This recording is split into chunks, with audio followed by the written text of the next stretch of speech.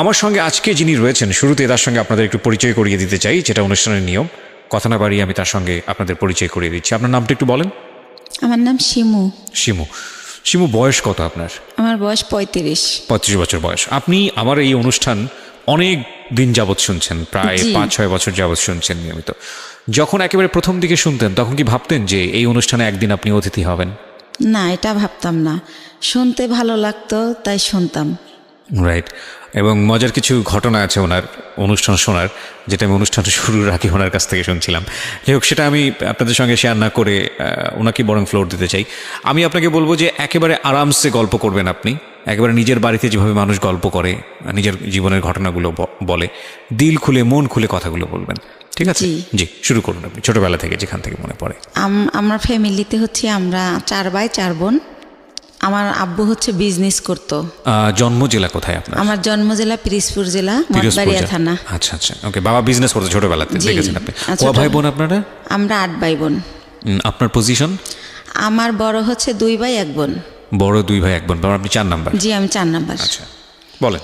তো ছোটবেলা যেটা দেখতাম যে আব্বু বিজনেসের কারণে খুব একটা বাড়িতে থাকতো না, দেশের বাইরে বাইরে, মানে বাংলাদেশের মধ্যেই জেলায় জেলায় বলতে গেলে। বিশেষ করে একটুখানি ওনার বিজনেসটা বলি।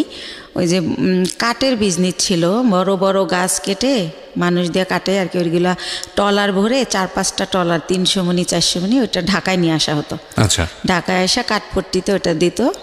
আবার যাওয়ার সময় দেখা যেত মুন্সিগঞ্জ থেকে মিষ্টি কুমড়ার সময় মিষ্টি কুমড়া, গোল আলুর সময় গোল আলু, এগুলো আবার নিয়ে যেত আমাদের এলাকায় মঠবাড়িয়াতে। এইটাই ওনার বিজনেস ছিল। তো খুব বেশি বাবাকে কাছে পেতাম না, তো যতটুকু পেতাম বাবা খুব ভালোবাসতো আমাকে।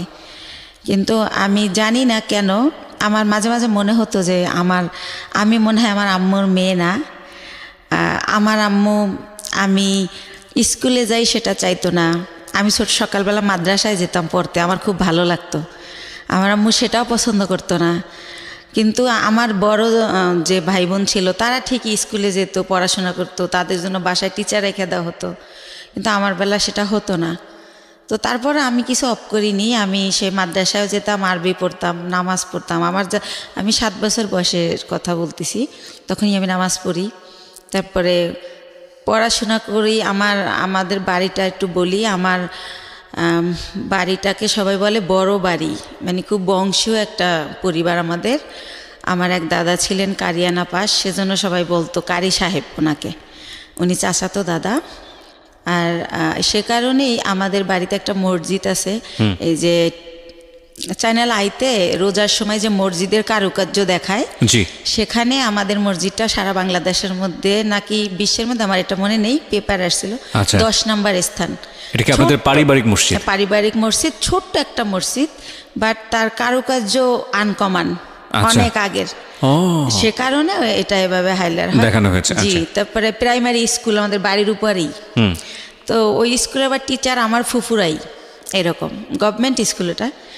তো স্কুলে দেখা যেত আমি খুবই একটু মানে ছেলেদের মতো আমার চলাফেরাটা ছিল। যেমন অনেক টিফিনের সময় সবাই খাবার খেত, আমি কোন গাছে আমলকি হয়েছে, কোন গাছে এটা সেটা ফল পেরে আনতাম। তো এই জন্য স্যারদের খুব বকাও খাইতাম সবসময়। জি। তো যাই হোক, এভাবে কাটে। তো ওই যে বললাম বাবাকে খুব কম পাই। তো একটা কথা মনে পড়ে বাবার, যে সে যখন যাইতো বাড়িতে ঢাকার থেকে, তো ওই কাপড়ের খুঁতি বলতো তখন, টাকা নেওয়ার জন্য আর কি, ওইটা ভরে টাকা নিয়ে যেত। আচ্ছা। তো ওই টাকা আমাদের খাটের উপর ঢালতো, সবাই মিলে গুছাইতো আর কি। আচ্ছা। সাইজ করতো যে এটা এত নোট, এত নোট, এগুলো দেখতাম। তখন মনে হতো যে আমরা তো অনেক বড় লোক, আমার বাবার এত টাকা, কত টাকা হবে এটা তো বুঝতাম না, ছোট মানুষ আমি। আচ্ছা। তো এরকম। আর আমার বাবা বংশের বড় ছেলে, সেই সুবাদে তারে সবাই বড় মেয়া বলে ডাকে। আচ্ছা। তো সেই সুবাদে আমরাও খুবই সম্মান পাই, বাইরে বের হলে সবাই খুব স্নেহ করে যে বড় মেয়ের মেয়েটা। তো এরকম। তো এর মধ্যে আমি যখন ক্লাস 5-এ, তখন আমার বড়াপুর বিয়ে হয়ে যায়। তারপরে হচ্ছে আমি যখন ক্লাস 7-এ পড়ি, তখন একদিন আমি স্কুল থেকে এসে দেখি যে বাসায় কয়েকজন লোক ড্রয়িং রুমে বসা, টুপি পরা। তখন আমার বড় বোন আমার কাছে একটা পেপারস নিয়ে যায় যে এখানে একটা সই দে। তো আমি বলি, রে কিসের সই, ওনারা কারা? তো বলে সই দিতে বলছি, সই দে, তোরা তো কিছু জানি না, লাভ আছে। আমাকে তাদের সামনেও নেয়নি, ঘরেই আমার বোন কাগজটা নিয়ে যায়। তখন আমি সই দিই। কিছুদিন পরে আমি শুনি যে আমার বিয়ে হয়ে গেছে। বিয়ে কি বা পুরো মানে ওই ছেলেটাও এখানে আসে নাই। তো কার সাথে বিয়ে হয়েছে কি আমি কিছুই জানতাম না। যেটা হয় এলাকায় এটা ছড়াই যায় যে আমার বিয়ে হয়েছে। স্কুলে গেলে সবাই বলে এই তোর নাকি বিয়ে হয়ে গেছে। তো বিয়ে কি এটাই তো আমি জানি না। তা আমি বলি যে কি বিয়ে হয়ে গেছে, কার সাথে বিয়ে হয়েছে, বিয়ে কেমনে হয়? বরাবরই তো দেখছি দুলাভাইয়ের সাথে বিয়ে হয়েছে, তো আমি তো এরকম দেখি নাই কিছু। তো এভাবে বলি। তো একটা সময় আমি আমার আম্মুকে অনেক একটু রাগ করেই বলি যে আমার নাকি বিয়ে দিয়ে দিছো, সবাই বলে, এখন আমি আর স্কুলে যেতে পারি না, আমার লজ্জা করে, জিজ্ঞেস করে তোর জামাই কেমন এই সেই। তো আম্মু বলে যে এত কথার দরকার নাই, বিয়ে হয়েছে কিনা সময় হলে বুঝাই বলবো।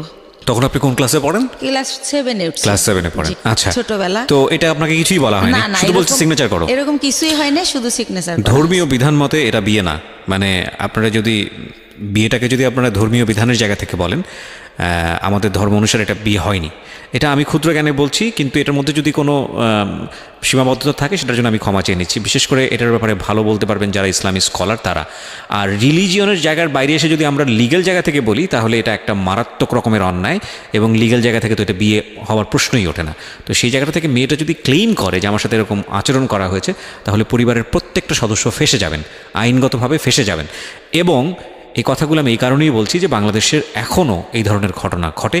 প্লিজ এইসব জায়গা থেকে সাবধান থাকবেন। জি বলুন। তারপরে আম্মু তো এটার আমার কোনো ব্যাখ্যা দিত না। তো যখন আমার আব্বুকে আমি জিজ্ঞেস করি যে আব্বু বউ সাজে, শাড়ি পরে, 2জন বর বউ থাকে, তারপরে বিয়ে হয়, তো আমার বলে বিয়ে হয়েছে, তো কই এগুলো তো কিছু করেন নাই।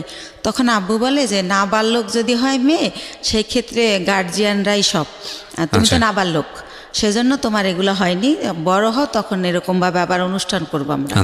তো এতটুকুই জানা হয়। তো এর মধ্যে কি হয় যে আমি যখন ক্লাস 8-এ, তখন ওই লোকের আর কি ভাই হচ্ছে চেল্লায় আসে ঢাকাতে। তো আসলে আমাকে নিয়ে যাবে ওদের দেশে। তখন যখন কোন লোকের ভাই এটা? ওই আমার হাজবেন্ডের ভাই। হাজবেন্ডের নাম কি ছিল? হাজবেন্ডের নাম ছিল জাহিদ। আচ্ছা, তো জাহিদের ভাই মানে আপনার ভাসুর? জি, আমার ভাসুর। আচ্ছা। তো উনি আর কি আসে ঢাকাতে, তো আমাকে নিয়ে যাব ওনার সাথে। তো আমার আবার একটা অভ্যাস ছিল, এটা ভুলে গেছি বলতে, যে ছোটবেলা খুব বেড়ানের শখ, কেউ গেলেই তার পিছে পিছে চলে যেতাম। আব্বু কোথাও যেতে নিলে আব্বুর পিছে, হয়তো খালি গায়ে আমি, কিন্তু দৌড় দিতাম যে আমার নিয়ে যাও। তো শুনলাম একটা দেশে যাব, নতুন একটা দেশ, ওদের বাড়ি পাবনা জেলাতে। তো আমি খুব খুশি, তো ওনার সাথে গেলাম। তো যাওয়ার পরে গ্রামে যেটা হয়, সবাই শুনছে যে আমি জাহিদের ওয়াইফ। তখন সবাই বলে যে মেয়ে, এত সুন্দর একটা মেয়ে, ওই সময় তো ছোটো ছিলাম, সুন্দর ছিলাম, তো এত সুন্দর একটা মেয়ে পাগলটার সাথে কিভাবে দিল এর বাবা মা। আবার মেয়েটার একাই পাঠাই দিয়েছে, কেউ আসে নাই। আচ্ছা। কিন্তু পাঠাইছে অন্য সেন্সে, এটা আমার বাবার ফ্রেন্ডের বাড়ি, ওই সেন্সে পাঠাইছে। কিন্তু লোকজন সবাই জানে যে বউ হিসেবে আসছে, বউ হিসেবে আসছে, এটা জানছে গ্রামের মানুষ। তো এভাবে বলে, আমি তো সেম পুকুরে ডুবাচ্ছি, দৌড়াচ্ছি, শ্বশুর বাড়ি তো ওরকম বুঝতেছি না। তো ওনারে মা ডাকতে হবে, তো সেইভাবে আগে আন্টি ডাকতাম, এখন মা ডাকি শাশুড়িকে। ওটা বলে দিয়েছে যে ওনাকে মা ডাকবা? হ্যাঁ, বলে দিয়েছে। আমার আম্মু বলে দিয়েছে ঢাকা থেকে, তুমি আগে যখন আসতো তোমার আঙ্কেলের ওয়াইফ আন্টি বলতা, আঙ্কেল বলতা, এখন বাবা আর মা বলবা। তো আপনি জিজ্ঞেস করেননি বাবা মা কেন বলবো? ওই যে বিয়ে হয়েছে তার ছেলের সাথে। না, কিন্তু সেটা তো আপনি তখনও জানেন না। জানি বলতে সে তো মুখে বলতো যে বিয়ে হয়েছে। ও আচ্ছা আচ্ছা। আপনিও প্রশ্ন করেননি যে ঠিক আছে বিয়ে মানে বিয়ে? ওকে, তো আমি আসলে ভাইয়া জানতেন না, বুঝতেন না। জি, রাইট। তো তারপরে হচ্ছে আমি আমার শাশুড়িকে জিজ্ঞেস করি যে মা, সবাই যে বলে যে পাগলের কাছে বিয়ে দিছে, পাগলকে? তো বলে আরে ও হচ্ছে জাহিদের কথা বলে। তো আমি বলছি ওনারা সবাই পাগল বলে কেন? তো বলে ও হচ্ছে ঠিকমতো গোসল করে না, পুকুরে ডুবায়, মাঝে মাঝে খেলতে অন্য অন্য জেলায় চলে যায়, ফুটবল খেলে, তো সেজন্য সবাই পাগল বলে, মানে খুব ভালোভাবে থাকে না, অপরিষ্কার একটু। তো এইভাবে আমাকে যেটা বুঝালো, তো এইভাবে বুঝলাম, কয়েকদিন বেড়ালাম, তারপর আবার আমার আব্বু যাই নিয়ে আসলো আমাকে। তখন জাহিদের সঙ্গে আপনার দেখা হয়? না, দেখা হয়নি, ওনাকে আমি দেখিনি। তো আমি জানি না উনি কই, বা আমার ওই তো কিউরিসিটিও নাই। এক্স্যাক্টলি। তো আমি আবার ঢাকায় চলে আসলাম। আসার পরে আমার ওই যে মাথার মধ্যে ঢুকছে গ্রামে যে একটা পাগলের কাছে আমার বিয়ে দিছে, ওইটা আমার মাথার থেকে আর সরতেছে না। আমি পড়াশোনা করতে পারতেছি না, স্কুলে যাইতে পারতেছি না, হয়তো ক্লাসে আসি ম্যাডাম কি বলতেছে আমি শুনি না, এরকম হয়ে যাচ্ছে। মানে কীরকম জানি। তো তখন এরকম হওয়াতে আমার আম্মু আব্বুকে বললো যে হয়েছে, ওদেরকে একটা বাসা টাসা ভাড়া নিয়ে আলাদা করে দাও, তোমার মেয়ে শুধু প্রশ্ন করে, পড়ালেখা করতে চায় না। আমার নাকি আমার আম্মুর নাকি ক্লাস 5-এ বিয়ে হয়েছিল, আমার আব্বু বড় টড় করে তারে সংসার করছে। তো আমার আম্মু বলতেছে আমারও তো ক্লাস 5-এ বিয়ে হয়েছে, কই আমি তো তোর মতো করিনি, তুই তো আমার চেয়ে বড়, তুই তো 7-এ পড়িস। তো এরকম আমার ব্যাপারগুলো কেমন জানি লাগে, আমি কি করব বুঝতে পারি না, কার সাথে শেয়ার করব তাও বুঝতে পারি না। তো একটা সময় কি করে আমার আম্মু যে হাজব্যান্ড বুঝানোর জন্য নাকি আমি জানি না, আমার একটা বাসা ভাড়া করে দেয়। ওখানে আমি ক্লাস 8-এ বাসা ভাড়া করে ফার্নিচার দিয়েটে ওনার সাথে আমারে দেয়, উনি আনে। এই প্রথম ওনাকে আমি দেখি, একটা অনুষ্ঠানও করে ঘরোয়াভাবে নিজেদের আত্মীয় স্বজনের করে, ওই বাসাটা আমারে দেয়। মৌলবি পড়ে যে মৌলবি এনে যে কবুল বলতে হয় সেটা করিয়েছে আপনাকে? না। Very interesting. ওকে। তো তারপরে যেটা হলো, ওই দিন যেদিন অনুষ্ঠান করলো সেদিনও মিলাদের মতো করে করলো, হুজুর টুজুর ছিল ওনারা। তো যাই হোক, আর উনি পাগলটা ছিল কি পরে যেটা জানি গল্পে চলে আসবে, উনি সবসময় এরকম না, 24 আওয়ার্স এরকম তা না। তো উনি সকালে, আমি তো আম্মু বলছে সকালে রান্না করতে, তো রান্না করতে পারি না, তাও ডাল চাল মিলে একটু খিচুড়ির মতো করলাম। তো উনি খেয়ে অফিসে চলে গেল ওই গার্মেন্টসে। তারপরে এভাবেই করে, সে বাসায় আসে, খাওয়া দাওয়া করে, আমার সাথে তেমন কোনো কথা বলে না। এরকম পরের রাতে আবার দেখলাম কি, আমার একটা ছবির অ্যালবাম ছিল ফ্রেন্ডদের সাথে, কাজিনদের সাথে, ওইটা উনি টেনে টেনে ছেড়ে, তো ওই কাগজ ছেড়লে একটা আওয়াজ হয়, তো আমি ঘুমাইয়ে পড়ি কিন্তু ওই আওয়াজে জেগে যাই। তখন আমি বলি যে আপনি এগুলো ছেড়েন কেন, কি হয়েছে আপনার? এটা বলতেই সে আমাকে একটা চর মারে যে তুমি ছেলেদের সাথে ছবি তুলছো কেন, ছেলে মানে আমার কাজিনরা। আচ্ছা আচ্ছা। তখন আমি বলি তো কি হয়েছে, ও তো আমার খালাতো ভাই, আর আমরা তো একই বয়সের, একসাথে পড়াশোনা করছি, আমাদের বাসা থেকে পড়াশোনা করছে, তাই আপনি এমন করেন কেন, আপনি কি পাগল? আমি রাগ করে বলে ফেলি। তখন আমি ঠিক করি যে এর সাথে তো থাকা যাবে না, এভাবে কিভাবে থাকবো। তো ওই দিন রাত এভাবে কাটে, আমি সকালবেলা বাড়ি চলে যাই, গিয়ে আমার আম্মুকে বললে আমার আম্মু বলে তুমি বেশি চালাক, তোমাকে কে দেছে এই বুদ্ধি, কিসের পাগল, পাগল হলেও চাকরি করে কেমনে? হ্যাঁ, তো আমার সাথে সেই টর্চার শুরু হয়ে যায়, এরকম করে কি করব। তো আমি বলি যাই হোক আমি আর ওই বাড়িতে যাবো না, তো এইভাবে থাকি। তারপরে আমি ঠিক করি যে আমার কিছু একটা করতে হবে, আমি এই বাসায় থাকবো না, ওই বাসায় থাকবো না। তো আমাদের একটা পারিবারিক ডক্টর থাকে, পিজির অধ্যাপক, উনি ওনার একটা ক্লিনিক দেয় মিরপুরে। তো আমি ওনার সাথে একদিন দেখা করে বলি আঙ্কেল আপনার এখানে আমার একটা কাজ দিবেন? তো বলে কি কাজ করবা তুমি, ছোট মানুষ? তাই আমি বলি ওই যে প্রেশার মাপে কত কিছু করে, ইঞ্জেকশন দেয়, ওটা মানে শিখাবেন, আমি ওগুলো পারবো। তা আমি এইতে তো অনেকটা তো আর ছোটো না। তো স্যার বলে, ওই আঙ্কেল বলে ঠিক আছে, এখানে চাকরি করলে আমাকে স্যার বলতে হবে, স্যার বলতে পারবা? হাসে আর বলে। আমি বলছি হ্যাঁ পারবো। তো ওইখানে কিছুদিন আমি শেখার পর আমি ওগুলো শিখে যাই, শেখার পরে আমারে কিছু স্যালারি দেওয়া হয়, আর বেশি হচ্ছে আমার ভালো লাগে যে আমি ওইখানে টাইমটা পাস করতে পারি। আচ্ছা। তো এইভাবে চিন্তা করি। আপনি নিজের বাড়ি থেকে করছেন? হ্যাঁ, শ্বশুর বাড়িতে যাচ্ছেন না, ওই বাসায় আমি যাই না, তো বাবার বাড়ি থেকেই করছি, বাবার বাড়ির কাছেই, যেহেতু সেকেন্ড কলোনি থেকে মাজার খুব দূরে না। তো এভাবে করি। তো আমার বাবা জানতে চায় কেন করি, আমি বলি যে ডাক্তারি পোশাক, নার্সের পোশাক আমার ভালো লাগে, তো তাই করি, আমার খুব ভালো লাগতেছে। তো পড়াশোনার কি হবে, আমি না পড়াশোনা চলবে, সমস্যা নেই। তো এভাবে যাইতে থাকে।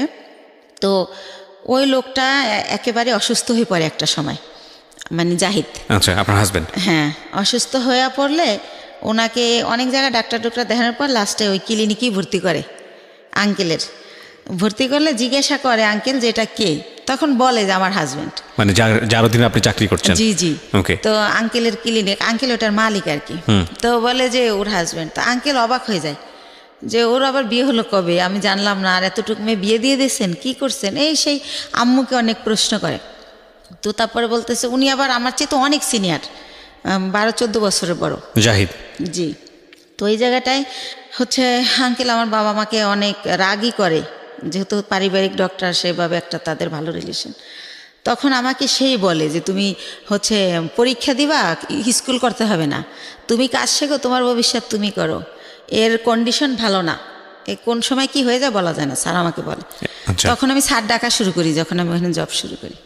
তো তারপরে যেটা হয় যে আমার আব্বু ওনাকে ভারতে নিয়ে যায় ট্রিটমেন্টের জন্য, যেহেতু আমাকে বিয়ে দিয়ে ফেলছে। আর আমাদের ফ্যামিলিতে 2 বিয়েটা অ্যালাউ করা হয় না, বা ডিভোর্স এটা অ্যালাউ করতে পারে না।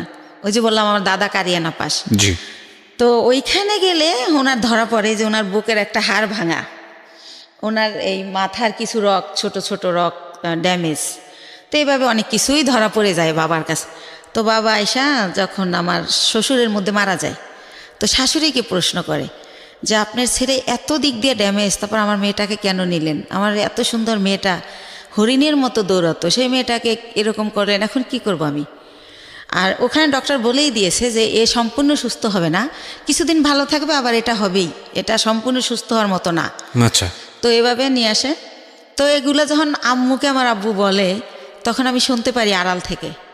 তখন আমি ঠিক করি যে না, আমার নিজের পায়ে নিজে দাঁড়াতে হবে। তো এর মধ্যে ওইখান থেকে আসার পর উনি অনেকটা ভালো হয়। ভালো হলে আবার আমার এক ভাইয়া, পরিচিত ভাইয়া, ওনার বাড়ি উজিরপুর, উনি একটা গার্মেন্টসে জব করে। তো ওইখানে ওই জাহিদা আমি দুইজনই চাকরি নিই। তো এতে মধ্যে আমি ক্লাস 9-এ উঠি। তো আমি চাকরি নেই কোয়ালিটি হিসাবে। তো আল্লাহ রহমতে আমার হয়তো আউট নলেজ একটু ভালো। আমি অনেক 3 মাসের মধ্যে আমি যখন ঢুকি আমার 8,000 টাকা স্যালারি ধরে। 3 মাস পরে আমার স্যালারি 15,000 হয়ে যায়। আমার একটা লাইনের দায়িত্ব দিয়ে দেয়, লাইন শিপ বলে ওটাকে। তো এভাবে ও জব করে, আমিও জব করতে থাকি। তো ভালো এরকম। তো ওই ওইখানে আবার 3 বাইরের গার্মেন্টস। তো 3 ছাড়ই হচ্ছে আমারে এত ভালো জানে যে এক স্যার যখন আসবে না, অন্য স্যার কী করে আমি জানি বলি, এভাবে আমাকে করে আর কি, যে তুমি আমাদেরকে বলবা। তো এভাবে স্যাররা আমার এক্সট্রা কিছু টাকা দেয়, এমনিতেই, আমি চাই না, দেয়। আর আমি খুব কর্মঠ, খুব মন দিয়ে কাজ করি, এটা তাদের চোখে পড়ে। বা ডে বাই ডে আমি এত ইমপ্রুভ করি যে যারা 3 বছর চাকরি করে এত উন্নতি করে নাই। তো এভাবে স্যাররা খুবই ভালোবাসে আমাকে। তো এর মধ্যেই হচ্ছে আমার বেতন মোটামুটি 20,000-এর উপরে হয়ে যায়, এই এক্সট্রা টাকা নিয়ে, ওভার টাইম নিয়ে। এর মধ্যে ওই লোকটা আবার অসুস্থ হয়ে যায়, এমন অসুস্থ যে একদম হলুদ হয়ে যায়, একদম খারাপ অবস্থা হয়ে যায়। তো তখন আমার বাড়িতে নিয়ে যায়, ওই মিরপুরে নিয়ে আমার মা বোনেরা লতা পাতা জন্ডিস হিসাবে রস করে খাওয়ানো, ডাক্তার দেখানো, এগুলো করতে থাকে। এর মধ্যে ওই লোকের 3 মাস পর্যন্ত আমার কারণে মালিকে বেতন দেয় এমনি। আচ্ছা। যেহেতু আমারে ভালো জানে তারা মেয়ের মতো, সে কারণে বেতন দেয়। ওই লোককে মানে আপনার হাজবেন্ড? আমার হাজবেন্ড। একই গার্মেন্টসে কাজ করতো? জি, একই গার্মেন্টসে কাজ করি। ওকে। এই যে আরও কিছু ওনার কিছু সিমটম ছিল। রাতের বেলা হঠাৎ করে মানে আমি ঘুমের মধ্যে দেখতাম কি সে মানে ভৌতিকভাবে আমার দিকে তাকায় আছে। ঘুমের থেকে উঠে মানে ওনার দাঁতগুলো খুব বড় বড় ছিল, আর ওনার হচ্ছে উনি অনেক চেকন ছিল, অনেক লম্বা ছিল। তো উনি যখন খালি গায়ে এরকম করতো মনে হতো ভূত। তো আমি খুব ভয় পেতাম। তো ভয় পেলে কি হবে, আমি আবার ছোটোবেলা থেকে তো কোরআন পড়তাম, নামাজ পড়তাম। তো ওইভাবে আবার দোয়া টোয়া পরে আবার ঘুমাই যেতাম। যেহেতু আমার অফিসটা ছিল সকাল 8টা থেকে রাতের 10টা পর্যন্ত, তো অনেক হার্ডওয়ার্ক করা হতো, রাতে খুব ক্লান্ত থাকতাম। তো আমি আর কেউ বলা বন্ধ করে দিলাম, কারণ ফার্স্ট দিকে যখন এর কথা বলতাম কেউই তো অ্যালাউ করতেছে না, আমাকে কেউ বুঝতেই আসে না। তো যাই হোক, এভাবে হয় আমার হচ্ছে। এভাবে চাকরি করতে করতে 2001 সালে আমি হচ্ছে 2000-এর শেষের দিকেই আমি কনসেপ্ট করি, অফিসে মাথা ঘুরে পড়ে যাই। তখন আমারে হচ্ছে পরীক্ষা নিরীক্ষা করে ডাক্তারের কাছে নিয়ে দেখে যে আমার বাচ্চা পেটে। জি। তো বাচ্চা পেটে দেখলেও আমি অসুস্থ, ওষুধ খাচ্ছি, রেস্ট, যখন মাথা ঘুরে যায় নামাজের রুমে রেস্ট নিচ্ছি, যেহেতু স্যাররা আমার ভালো জানে। তো সেভাবে আমি আমার জবটা চালিয়ে যাই। তো যখন 6 মাস হয়ে যায় তখন আমি আর পারি না, নিজের সাথে আর যুদ্ধ করতে পারি না, তখন আমি জবটা ছেড়ে দেই। তো এর মধ্যে আমার মোটামুটি বেশ কিছু টাকা সঞ্চয় হয়ে যায়। তো জবটা ছেড়ে দেওয়ার পর আমার বেবিটা যখন হয় 2001 সালের মানে জানুয়ারি মাসের 31 তারিখ রাত 12:30টায় হয় আমার ছেলেটা। ওকে। সেখানেও বলি, আমাকে যখন একটা প্রাইভেট ক্লিনিকে নেয়, অন্য লোকে নেয়, আমার হাজব্যান্ড নেয় না। আর আমি যে প্রেগনেন্ট, এই সময়টা আমার মার আমাকে একটু সময় দেওয়া উচিত, আমার কাছে থাকা উচিত, কিন্তু আমার মা সেটা করে না। তো সে কারণে আমি ওই ভাড়া বাসায় থাকি, মার কাছে আর থাকি না। তো আমি যখন আমারে অন্য মানে ভাড়াটিয়ারা নিয়ে যায় একটা ক্লিনিকে, সেখান থেকে আমার অবস্থা খারাপ দেখে, যেহেতু আমার বয়স কম, সেজন্য আমার অবস্থা খারাপ হয়ে যায়, বা আমার খাওয়া দাওয়া হয় না ভালো। তো আমার ঢাকা মেডিকেল নিলে তখন ডক্টররা বলে যে ইমিডিয়েটলি সিজার করতে হবে, না হলে বাচ্চা মা কাউকে বাঁচানো যাবে না। তো সিজার করবে, হাজব্যান্ডের সিগনেচার লাগবে। এখন হাজব্যান্ড কোথায়? তখন উনি আবার ওই অসুস্থ থেকে সুস্থ হয়ে মোটামুটি অফিসে আবার যায়, ওই কোম্পানি আবার অফিসটা পুরান ঢাকায় নিয়ে যায়, সেখানে উনি জব করে। তো ওনাকে বারবার বলা হয় যে আপনি আসেন, আপনার সিগনেচার ছাড়া অপারেশন হবে না। বলে কেউ একজন দিয়ে দিলেই হয়, আমি যাব না। সে আর যাই না। তো এক পর্যায়ে আমার যে এক ভাইয়া, ওই যে বললাম যে আগে জব করতাম একসাথে, ওই ভাইয়াটা হাজব্যান্ডের জায়গায় সিগনেচার করে। তো আমার সিজারে আমার ছেলেটা হয়। আপনার ছবি দেখাবো না, আমি নিয়ে আসছি মাশাল্লাহ। জি। তো আমার ছেলেটা ডক্টর হচ্ছে এভাবে পা ধরে ঝুলায় বেডে গিয়া, যখন আমার বেডে দেওয়া হয়, আমার যখন সেন্স ফেরে, তখন বলে যে আপনার ছেলেটা অনেক মেধাবী হবে, আমি এত বছর এই জবে আছি, এরকম খুবই কিউট, খুবই স্বাস্থ্যসম্মত হয় বেবিটা, তো ওরে ডাক্তারি পড়াবেন, আমার রিকোয়েস্ট রইল। এভাবে বলে কথা বলতে বলতে। তো হসপিটালে আমি 10 দিন থাকি। ওখানে রাখা হয় 7 দিন, কিন্তু যেহেতু আমি ছোট, তার মধ্যে সিজার হয়, এই জন্য 10 দিন রাখে। তো এর মধ্যে কি হয়, আমার মা যেদিন আমার সিজার হয় তার পরের দিন আমার মার বাসার একটা কাজের মেয়েকে পাঠিয়ে দেয়, কিন্তু আমার মা যায় না। তো কাজের মেয়েকে জিজ্ঞেস করি, লাখি আম্মু আসলো না? বলে যে তার শরীর ভালো না, জ্বর। তো লাখি আমার সাথে থাকে হসপিটালে। আচ্ছা। আর একটা বুয়া, বাচ্চার বয়স কত? না, আমার বাচ্চা তো মাত্র হলো, আমি হসপিটালে। ওকে, ঠিক আছে। তো আমার হসপিটালে তো একটা, আমি তো সিজারের, আমি তো বাচ্চার কিছু করতে পারবো না, সেজন্য এই খবর পেয়ে আমার মা লাখিকে পাঠায়, কিন্তু মা যায় না। তো 10 দিন পর আমার এই লাখি সহই আমার বাড়িতে নিয়ে যায়, আমার বাসায় নিয়ে যায়। তারপর আমার মা দেখতে আসে আমাকে। তখন আমি অনেক কান্না করে জিজ্ঞেস করি যে মা, তুমি কি সত্যি আমার মা? আমি হসপিটালে রইলাম, এত কষ্ট করলাম, তুমি আমার দেখতে আসলা না, এখন আসছো কেন? কয়, আইসা কি অন্যায় করে ফেলছি? একটু পরেই চলে যাব, আসছি তোমার বাচ্চার চুল কামাইতে হবে তাই। তো আমি তো বুঝি না চুল কামাইতে হয় বা কিছু একটা। তো উনি আমার বাচ্চার চুল কামায়, ওই দিন থাকে, তারপরের দিন আবার চলে যায়। তো এর মধ্যে আমার ওই যে ভাইয়াটা যে সিগনেচার দিছিল, সেই ভাইয়াটা আমার বেবিটাকে দেখতে আসে। আসার পরে আমি ওনার সাথে শেয়ার করি যে ভাইয়া, আমি তো এখন জব করতে পারবো না, জব করলে আমার বাচ্চা কার কাছে রাখবো? তাহলে আমার তো কিছু টাকা আছে, আপনি কি আমার টাকাটা নিয়ে কোনো ব্যবসা করতে পারেন, এরকম যে আপনিও ব্যবসাটা করলেন, আমার কিছু দিলেন যাতে আমি চলতে পারি বাচ্চা নিয়ে। তো উনি আমার সবই জানে, আমার কষ্টের কথা। তো বলে আচ্ছা দেখা যাক কী করা যায়। তো উনি আবার 1 সপ্তাহ পরে এসে বলে, শিমু একটা ব্যবসা খুঁজে বের করছি। কি? এক্সেসরিজ ব্যবসা, গার্মেন্টসের মাল কিনে আমরা গার্মেন্টসে দিব। তো আমি তো বুঝি না এক্সেসরিজটা। তো উনি আমার বুঝাই বলে যে পলিথিন, কার্টন, লেবেল, হ্যান্ডটেক, এইসব। তো কত টাকা লাগবে ভাইয়া? তো বলে তোর কাছে কত টাকা আছে সেটা বল। তাই আমি বলি আমার কাছে মনে হয় 60-70 হাজার টাকা আছে, এটা হবে? তো বলে যে হ্যাঁ, এটা দিয়েই শুরু করি, প্রথম দেখি কি হয়। তো আল্লাহ রহমতে উনি শুরু করলে প্রায় আমার খরচও চালায়। এরপরে উনি 6 মাস পরে বলে যে প্রায় আমাদের পুঁজি হয়ে গেছে 3 লাখ টাকার মতো 6 মাসের মধ্যে। তো অনেক ভালো লাভ। তো তখন বলে যে আরও টাকা ইনভেস্ট করলে ভালো হতো। তো আমার বাবার দেওয়া কিছু গয়না থাকে আমার, সেই গয়নাগুলো আমি বিক্রি করে আরও টাকা ওইখানে ঢুকাই। তো এরকম করতে করতে আমার বাচ্চাটা, মানে আমার ছেলেটার বয়স হয়ে যায় 2 বছর। 2 বছর, ওকে। 2 বছর হয়ে যায়। তো আল্লাহর রহমতে ভালোই আছি, ভালোই চলতেছি, ব্যবসা খুব ভালো হচ্ছে। তো এভাবে তো আমি বলি যে ভাইয়া এখন একটা অফিস নেন, তাহলে আরও ভালো হবে। তো ভাইয়া কি করে, একটা আরামবাগে ছোট একটা অফিস ভাড়া নেয়, কার্ড ছাপায়, ভিজিটিং কার্ড, কোম্পানির একটা নাম দেয়, স্বদেশ ইন্টারন্যাশনাল। তো এইভাবে একটা নাম দিই আমরা। তো তারপরে যেটা হয় যে ব্যবসা কি হয়, যে টাকা যায় তার চেয়ে আমরা 3 ডবল মাল বাকি আনা যায়। ধরেন 1 লাখ দিয়ে 3 লাখ টাকার মাল বাকি আনা যায়। এভাবে আমরা আবার কোম্পানির মাল দেই। এভাবে করতে করতে আল্লাহর রহমতে আমাদের পুঁজি প্রায় সেই 30-40 লক্ষ টাকা হয়ে যায়। যেহেতু আমরা কম পুঁজি খাটাই ভালো ব্যবসা করতেছি, যেহেতু আমাদের লেনদেন ভালো। এর মধ্যে আমাদের 3টা কর্মচারী নিয়ে নেয় ভাইয়া, একটার নাম স্বপন, একটা বাপ্পি, আর একটা রেজা। তো এভাবে ভালো ব্যবসা চলতেছে। তো আমার ছেলেটা 2 বছর যখন হয়, ও একা একা পেন্সিল খাতা দিয়ে বসাই দেয় খেলতে, দেখি যে ও সরোয়া লিখে ফেলে। এভাবে তো দেখি যে আব্বু এরকম করো, তো লেখে। তো তখন আর ওরে আমি বলি আমার ভাইয়াকে যে ভাইয়া ওরে না স্কুলে দিয়ে দেই, কিন্ডারগার্টেনে, ও তো লেখা শিখে গেছে। কয় দূর হবো কা, এত তাড়াতাড়ি না। তো এরকম করতে করতে আমাদের বাসায় একটা ম্যাডাম ভাড়া থাকে পাশের ফ্ল্যাটে।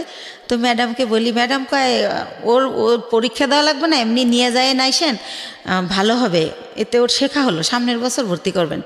তো এইভাবে নিয়ে যেতাম, আসতাম, ফিটার নিয়ে যেতাম ব্যাগে করে, ওর ফিটার খাওয়াতাম টিফিনে। তো এভাবে ওরা সবাই আদর করে। ওর নাম হীরামণি। তো ওর নাম হীরা, তো আদর করে সবাই হীরামণি ডাকে। তো এরকম একটা পজিশনে আমার বাবা শোনে যে আসলে আমার বেশ কিছু টাকা হয়েছে, আমি ভালো বিজনেস হচ্ছে আমার, আমি খুব ভালো আছি। তো আমার বাবা আমাকে বলে কি যে ওই যে কারি দাদু, সেই দাদু মারা গেছে, দাদুর ছেলেরা সব আমেরিকায় সেটেল, তো তাদের কিছু জমি বিক্রি করে চলে যাবে, একেবারেই কম দামে দিয়ে দিবে যদি নিজেরা নেয় যারা বেলাডের। তো আমার বাবা আমাকে বলে যে হচ্ছে এরকম জমি বিক্রি করবে, তো তুমি কি কিনবা? তো আমি ভাইয়ের সাথে আলাপ করি, তো ভাই বলে যে জমি তো আর কিনলে ফালানো যায় না, কিনতে পারিস যেহেতু কম দাম। তো মাত্র 1 বিঘা জমি মাত্র 45,000 টাকা দাম। তো ওই 45,000 টাকা দিয়ে আমার বাবাকে আমি দেই, আমার বাবা জমিটা আমার নামে কিনে, আমি যাইও না দেখেও না, ওই আমাদের পিরিজপুরে আর কি মঠবাড়িয়াতে। তো এইভাবে আমার জমিটা হয়। তো এরকম এর মাঝে মাঝে ওই যে লোক, এর আর একটা কথা ভুলে গেছি, এরপরে কি হয়, আমার বেবিটার যখন বয়স 1 বছর, তখন সবাই বলে যে একটা বেবি হয়েছে, এখন ভালো হয়ে যাবে। তো উনি মাঝে মাঝে নাই হয়ে যায়, আবার চলে আসে, এভাবে আপ অ্যান্ড ডাউন চলতে থাকে। তো অনেকে বলে যে বিজনেসে ঢুকাইতে, তো আমি দেই না, কারণ তো ওনার তো ব্রেন ঠিক নাই, তো সেজন্য দেই না, যে না উনি মাঝে মাঝে জব করে আবার চলে যায় আবার আসে। তো উনি কি করে, ঈদ যেমন প্রথম ঈদ আমার বেবি হওয়ার পরে, তো ঈদের দিন উনি হচ্ছে চাঁদ রাতের দিন ওনার এক ভাগ্নে আমার এখানে জব করে, যেটার নাম বললাম রেজা, আর একটা থাকে ভাগ্নে আনোয়ার। তো চাঁদ রাতের দিন ওরা বাসায় আসছে, তো রাত অনেক হয়েছে, আমি বলি এই তো আনোয়ারে জিজ্ঞেস করি তোমার মামা বাসায় আসবে না? বলে না। আমি বলছি কেন, কোথায় গেছে?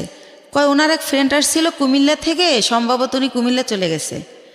তো এর আগেও একবার ফার্স্ট ঈদে এরকম করে, উনি চাঁদ রাতের দিন নাই হয়ে গেছে, তো উনি আবার কোরবানির আগে ব্যাক করে। এতদিন উনি কই ছিল জিজ্ঞেস করলে অ্যান্সার করে না। তো সেম কাহিনী আমার ছেলে হয়েছে, আমার ছেলের বয়স 1 বছর, আমার ছেলের ফার্স্ট ঈদ উনি এরকম চাঁদ রাতে আসে নাই। তো আমি বললাম যে আগে আসে নাই সেটা একটা ব্যাপার ছিল, এখন তো একটা ছেলে আছে, তা উনি গেল কোথায়? তো এভাবে জানতে জানতে জানি যে উনি কুমিল্লা চলে গেছে। কিন্তু ওনার একটা ব্যাপার ছিল যে উনি কোথায় যেত এটা বলে যেত না কখনো, ওনার মনে হয়েছে উনি চলে গেছে, আবার কেন জানি মনে হয়তো উনি ব্যাক করতো, উনি এই টাইপের ছিল। তো এভাবে কিন্তু আমার বাবা ওই সম্পত্তিতে আমার নামের জায়গায় স্বামীর নাম ইউজ করতে হয়, কাগজের তো একটা আছে, ফর্মালিটি আছে সেই ক্ষেত্রে। তো এভাবে করতে করতে 2007 সাল খুবই ভালো চলতেছি। 2007 সাল হয়ে গেল, আমাদের বিজনেস আরও অনেক বড় হলো, সরকারিভাবে এলসি করা হলো। তো এভাবে করতেছি, এর মধ্যে হচ্ছে ওই যে ভাইয়া যে প্রধান ছিল বিজনেসের সব কিছু দেখাশোনা করতো, ওনার নাম হচ্ছে দুলাল, ওনার বাড়ি উজিরপুর থানায়, সানুহার গ্রাম। তো ওনারে আমি আমার আপন ভাই, ব্লাডের চেয়েও বেশি, মানে ওনারে আমি অনেক রেসপেক্ট করতাম। উনি বাসায় আসলে আমার মনে হতো আমার ফ্লোরটা বইতে কাঁপে, কারণ মাথায় কাপড় না থাকলে বলতো মাথায় কাপড় নাই কেন, একটু হেসে কথা বললে, একটু জোরে হাসলে বলতো মেয়ে মানুষ এত জোরে হাসে কেন, বা এসে জিজ্ঞেস করতো 5 ওয়াক্ত নামাজ পড়ছিলি তো। খুব শাসন করতো, ইসলামিক মাইন্ডেড ছিল, চারিত্রিক বৈশিষ্ট্য খুব ভালো ছিল। তো ওনারা অনেক রেসপেক্ট করতাম। তো উনি ছিল আমার সব কিছু। কোথায় কি আমি তো আর অত বুঝি না, মেয়ে মানুষ, বিজনেসটা উনি করতো, কিন্তু টাকা পয়সা যখন শর্ট পড়তো আমি ফ্রেন্ড সার্কেল দেখে দাঁড় করতাম, এরকম করে দিতাম, আবার ব্যাংক লোন করতাম, এরকমভাবে চলতো। কখনো গহনা বিক্রি করতাম, এরকম চলতো। তো ভালোই। এর মধ্যে হচ্ছে 2007-এর দিকে উনি ফেরত আসলো ইভেন্ট, তখন আমি ওনাকে কোনোভাবেই রাখবো না। তো আমার বাবা মা সবাই বলল যে হচ্ছে শেষবারের মতো দেখো, এরপরে যদি চলে যায় তাহলে আর আমরাই ওনাকে কোনোভাবে আর অ্যালাউ করব না। তো সেবার উনি 3 মাস ছিল। আচ্ছা, 3 মাস কোথায় যেত আপনি জানতেন না? না না না, একদমই জানতেন না। ওনার বাবা মাও জানতো না, উনি যখন বিয়ের আগে ভাবে নাই হইতো, আচ্ছা, জানতো না উনি কোথায় যায়। তো যখন হচ্ছে 3 মাস ছিল, এবার 3 মাস থাকার পরে উনি আবার নাই হয়ে চলে যায়। তো তারপরে হচ্ছে কি, উনি যখন চলে যায় এই 3 মাস থেকে, এই লাস্ট ওনার পাটার আসবে না, এরপর আমি অন্য ইয়েতে যাব। তো উনি যখন চলে যায় তখন আমার আবার বেবি পেটে চলে আসে, সেকেন্ড বেবি। কিন্তু একটা কথা ভাইয়া বলে রাখি, মানে হাজব্যান্ড ওয়াইফ এক জায়গায় যাওয়া, হাজব্যান্ড ওয়াইফ কথা বলা, একসাথে খাওয়া, ওনার সাথে আমার এটা কোনোদিনও ছিল না। কিন্তু কি হতো, উনি আসলে ঘুমাতো আলাদা রুমে, কিন্তু হয়তো বা সকাল আজানের পরে বা আজানের আগে কোনো একটা টাইমে আমি ফিল করতাম যে উনি আমার বেডে আসছে। মানে হঠাৎ করে আচমকা শারীরিক সম্পর্ক? হ্যাঁ, হঠাৎ করে আসতো, উনি আমার সাথে ঘুমাতো না, আসতো, আমি টের পাইতাম। অনেক সময় আমি এমনও হয়েছে যে ওনাকে আমি মেরেছি। হঠাৎ করে তুমি কেন আসলে? আমি ঘুমাইছি, বাচ্চাকে ঘুম পাড়িয়ে, বা আমার শরীর খারাপ, হঠাৎ করে ঘুমের মধ্যে, তো আমার খারাপ লাগতো, আমি ধাক্কা টাক্কা দিতাম এভাবে। তো এভাবে উনি ওনার সাথে আমার রিলেশনটা শারীরিক যেটা বলেন এতটুকুই ছিল, এর বাইরে কিছু ছিল না। ভালো মন্দ কোনো কথা বলা ছিল না, কোনো দিনও ছিল না এটা। জি, সেকেন্ড বেবি আসলো। হ্যাঁ, সেকেন্ড বেবি আসলো। তো এখন আমি তো সেকেন্ড বেবি নেব না, কারণ আমি ফার্স্ট বেবির কারণেই আমি আমার জবটা ছেড়ে দিয়েছি, বিজনেসটাও মানুষ করতেছে। সেই ফার্স্ট বেবিরে আমি স্কুলে নিয়ে যাচ্ছি, আনতেছি, ওরে গান আবৃত্তি অভিনয় শেখাচ্ছি, বিভিন্ন সাবজেক্টে দিচ্ছি যে ও ভালো কিছু করবে। ও ছোটোবেলা দিয়ে একা একা আসিফের গান করে 3 বছর বয়সে, তখন আর আমি 4 বছর বয়সে গানের স্কুলে দিয়ে দিই, গ্যান্ডারিয়া কিশালয় কচিকাচার মেলা, খুব ভালো একটা স্কুল ওটা, সাংস্কৃতিক। তো যাই হোক, ওরে নিয়ে আমি খুব বিজি, আমি তো বেবি নেব না। তো এখন বেবি মানে নষ্ট করার জন্য অনেক জায়গায় যাই, কেউ নষ্ট করতে পারে না, নষ্ট করে না, যে আপনার সিজারের বেবি এমআর করলে আপনার ইনফেকশন হতে পারে, বিভিন্ন রকম ভয় দেখায়। তো তারপরে আমি হোমিও কিছু ওষুধ খাই, কেউ বলে কাঁচা আনারস খেলে নষ্ট হবে। তো যাই হোক, কোনোভাবে আমার বেবিটা নষ্ট হয় না, থেকেই যায়। থেকে যাওয়ার পরে ঠিক আছে, সেকেন্ড বেবি পেটে। তো এভাবে সেকেন্ড বেবিটা হয় 8 দিনে। ওই টাইমটাতে আমি অনেক অসুস্থ থাকি, এতটা অসুস্থ, 8 দিনে আমার 2 মাস থাকতে হয় হসপিটালে। তো ওই টাইমটাতে 2 মাস আমি যখন থাকি, ওই যে আমার ভাইয়া, সে আমার ব্যবসার টাকা দিয়ে তার ভাইকে বিয়ে করায়, তার বোনকে বিয়ে দেয়। এরকম করতে করতে আমি, আমার কর্মচারী যারা, তারা আমাকে জানায় যে ম্যাডাম, আপনার কিন্তু ঘরের ইন্দুরে বান কাটতেছে, আপনি কিন্তু শেষ হয়ে যাচ্ছে সব, টেরও পান না আপনি। তো আমি বুঝি না, ইনডাইরেক্টলি বলা এত কথা আমি বুঝি না। এই ভাইটা কে ছিল আপনার? ওই যে আমার যে বিজনেস করতো, টাকাগুলো আমি দিতাম, বাট সে বিজনেসটা আপন ভাই তো না। না না, তাহলে উনি আমাকে বোন ডাকছিল, আর আমার বড় ভাইয়ের নামে ওনার নাম। ওকে, সেই সুবাদে ওনার আমি ভাই বলি। ঠিক আছে। তো এইভাবে, তো আমি এগুলো শুনলে ওনার আমি এত বিলিভ করি যে এত বছর সে আমার বিজনেসটা, সেই 60,000 টাকা পুঁজি থেকে আল্লাহ রহমতে এখন 40-50 লক্ষ টাকার বিজনেস, সে যদি আমার ভালোই না বাসতো, এটা তো হতো না। আর আমার ছেলেটাকে প্রচণ্ড রকম ভালোবাসে, মানে সে ডিউটিতে থাকলেও বারবার ফোন দিয়ে জিজ্ঞেস করে। এর মাঝে যখন ফোন বের হয়, সে আমার ফোন কিনে দেয় আমার ছেলের খবর নেওয়ার জন্য, আমি ফোন ইউজ করি, এরকম অনেক কিছু হয়ে যায়। তো যাই হোক, একটা সময় কি হয় যে 2011 সালের দিকে সে আমার শুধু বলতে থাকে আমার বিজনেসে লস, সিগনেট তোমার টাকা মেরে দিছে, অমুক জায়গায় এত লাখ টাকা, অমুক জায়গায় 7 লাখ, 3 লাখ, এগুলো বলে। আমি যে ফ্ল্যাট ভাড়া দিব, সে আমার ভাড়াও ঠিক মতো দিতে পারতেছে না। আচ্ছা, এর কারণ হচ্ছে যে সে টাকাগুলো অন্যদিকে খরচ করতেছে। এর মধ্যে আমি বাপ্পির কাছে জানতে পারি সে গুলশান বনানীতে একটা ফ্ল্যাট কিনে ফেলে। আমার যত টাকা থাকে ওটা দিয়ে উনি ফ্ল্যাট কিনে ফেলার কারণে আমার ব্যবসার পুঁজি শেষ হয়ে যায়, কিন্তু উনি আমার সেটা বলে না। তো এর মধ্যে বাপ্পি যখন বলে, ওনার আমি যখন জিজ্ঞেস করি যে ভাই, ওনার আমি ভাই বলেই ডাকতাম, আর উনি আমার ভাইকেই কথা বলতো। তো ভাই, একটা সত্যি কথা বলবেন, একজনকে শুনলাম আপনি নাকি আমাদের জন্য একটা ফ্ল্যাট কিনছেন। আমি আমাদের জন্য বলি, আমি উনি কিনছে ওটা বলি না, আমাদের জন্য একটা ফ্ল্যাট কিনছেন।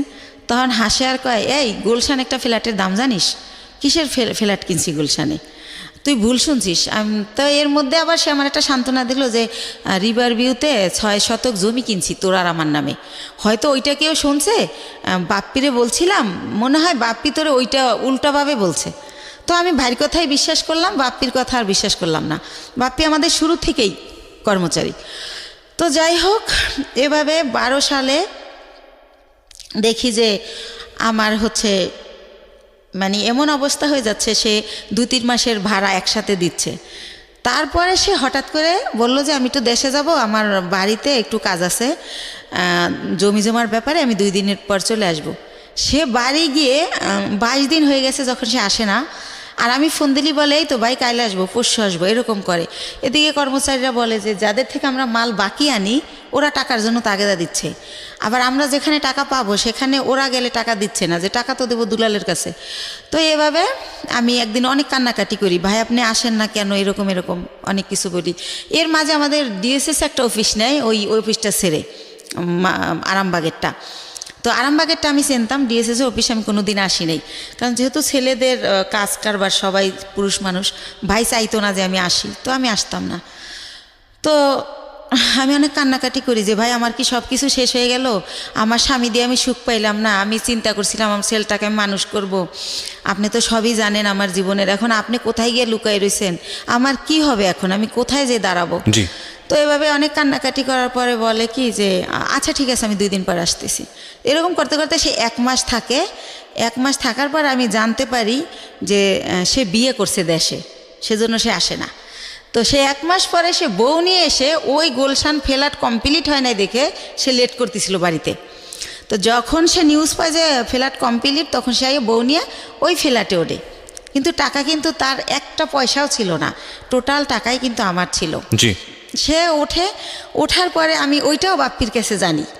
আমি যখন জিজ্ঞেস করি ভাই আপনি কোথায় উঠছেন, সে আয়শা বলে যে আমি তো এরকম আমারে বলে যে আমি তো বিয়ে করছি, বউ নিয়ে কি তোর বাসায় উঠবো না চম্পার বাসায় উঠবো, তার বোনের নাম বলে। এই চম্পাকেও সে বিয়ে দেয় আমার অর্থ দিয়েই, এটা আমি পারমিশনই দিছিলাম, কিন্তু সে যত টাকা খরচ করছে অত টাকা খরচ করতে আমি বলছিলাম না। তো যাই হোক আমি বলি যে না আমাদের বাসা আপনার বউ নিয়ে উঠবেন কেন, এটা কেমন দেখা যাবে, আপনি চম্পার বাসায় ওঠেন। কারণ তার প্রতি তো এর মধ্যে আমি বিরক্তি, সে আমার সাথে যা করতেছে ঠিক করতেছে না। তো পরে আমি জানতে পারি যে সে আসলে নিজের ফ্ল্যাটই ওঠে। তো ওঠার পরে আমি তখন তারে বলতে থাকি যে ভাই আপনি যে 1 মাস ছিলেন না, আমি অনেক টাকা লোন করছি, এটা দিতে হবে, আপনি আমার তাড়াতাড়ি টাকা দেন। আমি টাকার জন্য তার খালি প্রেশার ক্রিয়েট করতে থাকি যে আমার কত টাকা আছে, আমার হিসাবটা দেন।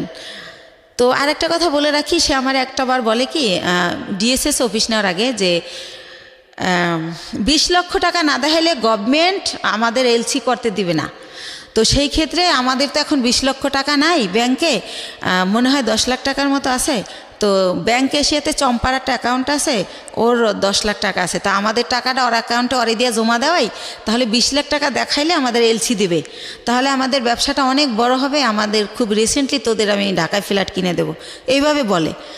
তো বলার পরে আমার নামে থাকে ওই যে 10 লাখ টাকা থাকে ওটা আমার নামে থাকে। তো ওইটা আমি উঠাই দিলে ওইটা উনি চম্পার অ্যাকাউন্টে দেয়, উনিও হয়তো শুনবে এটা। তো দেওয়ার পরে দেখেন আমার টাকাটা চম্পার হয়ে গেল। তো সেভাবে এক এক করে আমার সব কিছু এরা দখল করে নিছে। তো এর মধ্যে আমার ছেলেটা তো মাশাআল্লাহ বড় হয়। তো এর আগে আরেকটা কথা ফেলাই যায়, 2009 সালে আমার ছেলে একটা মুক্তিযুদ্ধের গানের উপর নাচ করে বৈশাখী টিভিতে, ওইটা দেখার পরে ওরে অনেক চ্যানেল থেকে ডাকে। তো তারপরে আমি ওরা অনেক কিছুতে ভর্তি করি। তারপরে হচ্ছে ও 2009-এর শেষের দিকে বাংলাদেশ টেলিভিশনে একের পর এক প্রোগ্রাম করে। তো এই যে আমার টানাপোড়ের কারণে, আমি ছেলেকে নিয়ে দৌড়ানোর কারণে, আর আমার তো বিশ্বাস ছিল যে ভাই আমার সাথে বিশ্বাসঘাতকতা করবে না। তো এইভাবে আমার ছেলের এই যে গান অভিনয় করে, নাটক বন্ধ করে দেই। ঠিক আছে, বড় ছেলেটা, ছোটটা ঘরেই থাকে, ওরে কোথাও নেই না, ও হয় ছোট, ওর ওই হিস্ট্রি বলবো না, চোখ ফোটে না, 7 মাসের সময় বের করে ফেলতে হয় আমার অসুস্থতার কারণে। কেন বলবেন, এটা আপনার লাইফের অনেক বড় পার্ট, এবং এই অপ্রাপ্ত বয়স্কে যে বাচ্চাটা হলো, এই বাচ্চাটার জন্য তো ভবিষ্যৎ অন্ধকার হয়ে যাওয়ার মতো অবস্থা, এবং আপনার জন্য সেটা অনেক বড় রিস্কি ছিল, বলেছেন আপনি। ইনফ্যাক্ট এতটুকু বলা ঠিক আছে। আচ্ছা ঠিক আছে। তো যাই হোক, আমি বলছিলাম না যে 2 মাস ছিলাম হসপিটালে, তো এই জন্য ছোটো ছেলেটাকে কোথাও নেও না, কিছু শিখাইও না, বড় ছেলেটাই।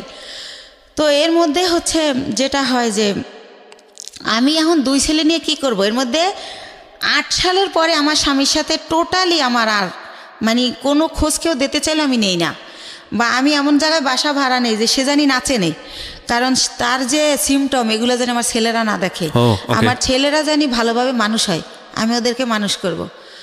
তো এইভাবে যখন আমাকে নিঃস্ব করে দেওয়া হয়, দুলাল ভাই সব কিছুই সে আমাকে দেবে বললে নিখোঁজ হয়ে যায়, কিছুই দেয় না, আপনার বিজনেস সমস্তটুকু নিয়ে সে নিখোঁজ, একদম নিখোঁজ।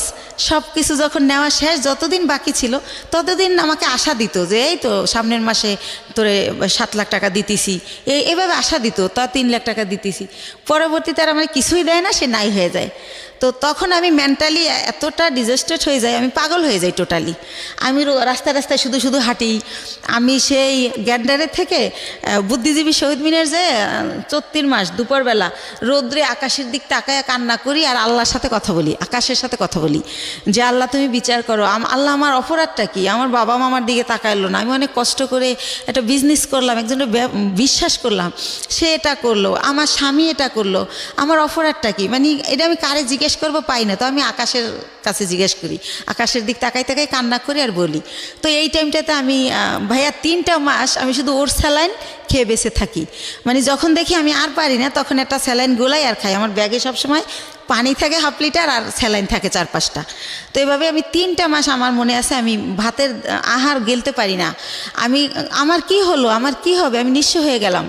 দুলাল ভাইরা আর আমি খুঁজে পাই না কোনোভাবে, সে নাম্বার চেঞ্জ করে ফেলে। তো যাই হোক, তার বাড়ির ঠিকানা জানতাম, কিন্তু বাড়ি যাই আমি কি করব, কাকে বলবো এটা, সে তো বাড়িতে যায় নাই। তো যাই হোক, এভাবে গেল এই পাঠ। তো তখন আমার তো এই বাচ্চা দুটাকে কিছু করে খাওয়াতে হবে ভাইয়া। তো তখন আমি চিন্তা করলাম, আমি এর আগে ওই যে বড় জমিটা যে কিনলাম তারপর আবার একটা ছোট জমি কিনি, 5 কাঠার জমি। এটাও আমার এক চাচার থেকে কেনা। তো আমি চিন্তা করলাম যে এই 5 কাঠা জমি বিক্রি করে আমি কিছু একটা করি। তো তখন ওই 5 কাঠা জমি আমি বিক্রি করব। এখন আমি যাকেই ঠিক করি, যেই আমাকে জমিটা কিনবে, যে জমিটা অ্যাডভান্স করতে যায়, তাকে আমার বোন থ্রেট দেয়, বড় বোন, যে ওই জমি কিনলে তোর পা ভাঙা হাতও ভেঙে ফেলবো। লাস্ট পর্যন্ত আমার সৎ কাকা কিনবে, কালকে আমাকে 1 লাখ টাকা দিবে।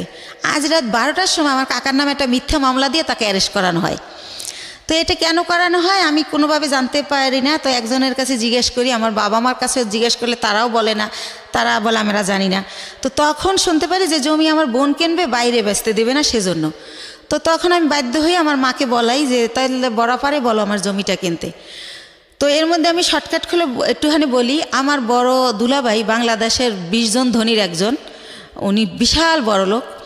তারপরে আমার ইমিডিয়েট যে ছোট, সে সৌদি আরবে বিজনেস করছে 25 বছরের মতো, সেও অনেক ভালো অবস্থায়। তো এরাও কিন্তু বড় লোক। তো আমার সেজো ভাইটাও মালয়েশিয়াতে ইঞ্জিনিয়ারিং পোস্টে গেছে উনি, সেও অনেক টাকার মালিক, আল্লাহর রহমতে অনেক ভালো পজিশন তার। অথচ এই যে আমি যখন তাদেরকে জানালাম যে এরকম দুলাল আমার সব মেরে পলাই গেছে, এখন আমার মৃত্যু ছাড়া উপায় নাই, আমার ঘরে ভাত নাই, আমার ঘর ভাড়া দেওয়ার মতো টাকা নাই, মানে এগুলো যখন প্রকাশ করলাম, তারা আমাকে খুব অপমানজনক কথাবার্তা বলল সবাই। মানে কোনোভাবে কেউ 5 টাকা দিয়ে আমাকে হেল্প করলো না। তো তারপর আমি ডিসিশন নিলাম জমি বিক্রি করার। এখন আমার বোন জমি কিনবে, কিন্তু সে কিন্তু আমাকে 5,000 টাকা দিয়ে হেল্প করলো না। তো যাই হোক, আমি বাধ্য হয়ে রাজি হলাম তাকে জমিটা দেওয়ার জন্য, মাকে দিয়ে বলালাম। তারপরে আমি গ্রামে গেলাম, তারপরে সে একজনকে দিয়ে জিজ্ঞেস করাইলো আমি জমির দাম কত চাই। তা আমার মা আমার শিখিয়ে দিল, তুমি বললো যে আপা তোমার যা ইচ্ছা তাই দিও, তাহলে তুমি বেশি পাবা, দাম টাম চাইও না। তো আমার মার কথাই আমি আমার বোনকে বলি, ওই যাকে দিয়ে বলায় তাকে বলি। তো পরের দিন আমাকে রেজিস্ট্রি করতে নিয়ে যায়, আমাকে কিন্তু 1 টাকাও দেয় নাই বা কতটুকু জমি বা কত দাম কিছুই বলে নাই। তো ম্যাজিস্ট্রেট যখন জিজ্ঞেস করে আমি বলি যে হ্যাঁ টাকা বুঝে পাইছি। তো উনি আসার পর আমাকে মাত্র 1 লক্ষ টাকা দেয়, দিয়ে বলে যে তোর জমির দাম হচ্ছে 2,35,000, তো আর 1,35,000 টাকা আমি 15 দিন পরে দেব। তো আমি 1 লাখ টাকা নিয়ে ঢাকায় চলে আসি। কিন্তু ওই যে দুলাল আমার টাকা দেয় না, আমি বাসা ভাড়া ছিলাম, ওই বাসা ভাড়া বেজে যায়, তারপরে ঋণ করে খাই ফ্রেন্ডদের কাছ থেকে, ছেলের খরচ করি স্কুলের। তো এভাবে ওই টাকা ঋণ দিতেই চলে যায় 1 লাখ। তো তখন আমি ব্যবসা আবার কিভাবে করব। তখন আমি আবার আমার বোনকে বলি, বলতে বলতে আমার মা বলে যে তুমি বাড়িতে আসো, আবার যাই। তখন আমার বোন আবার আমাকে 1 লাখ টাকা দেয়, দিয়ে বলে যে এই 35,000 টাকা বাকি আছে, এইটা তুই চাবি না, ফোন করে কখনো বলবি না, আমার যখন হবে আমি তোরে ফোন করেই বলবো, তখন তোরে দিয়ে দেব। আচ্ছা ঠিক আছে। তো ভাইয়া আল্লাহ যার উপরে নারাজ হয় তার হয়তো সব দিক দিয়েই হয়। তো তখন উনি 1 লাখ টাকা দেয়, ওই টাকাটাই না আমি ইন্ডিয়ার ব্যবসা শুরু করি।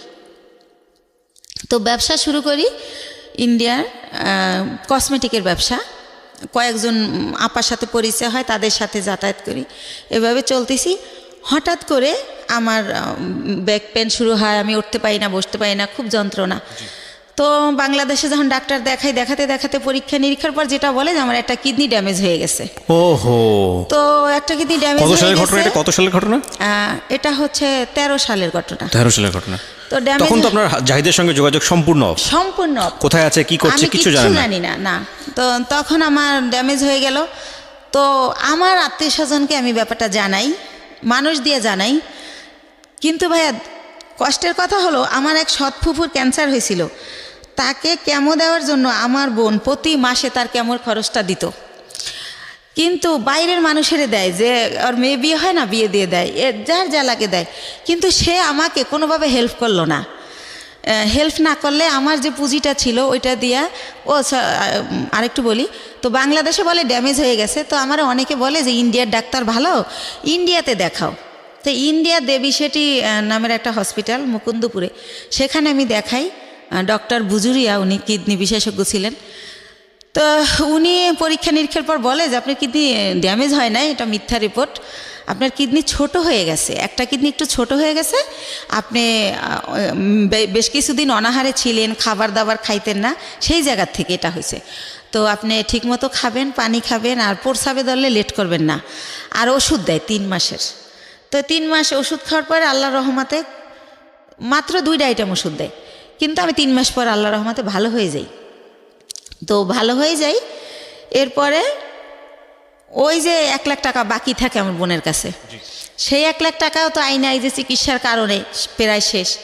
তো তখন আমি 35,000 টাকা পাই, ওইটা চাইলে সে একেবারে না করে দেয়, সে বলে আমি টাকাই পাবো না। তখন আপনার কাছে দুটো সন্তান?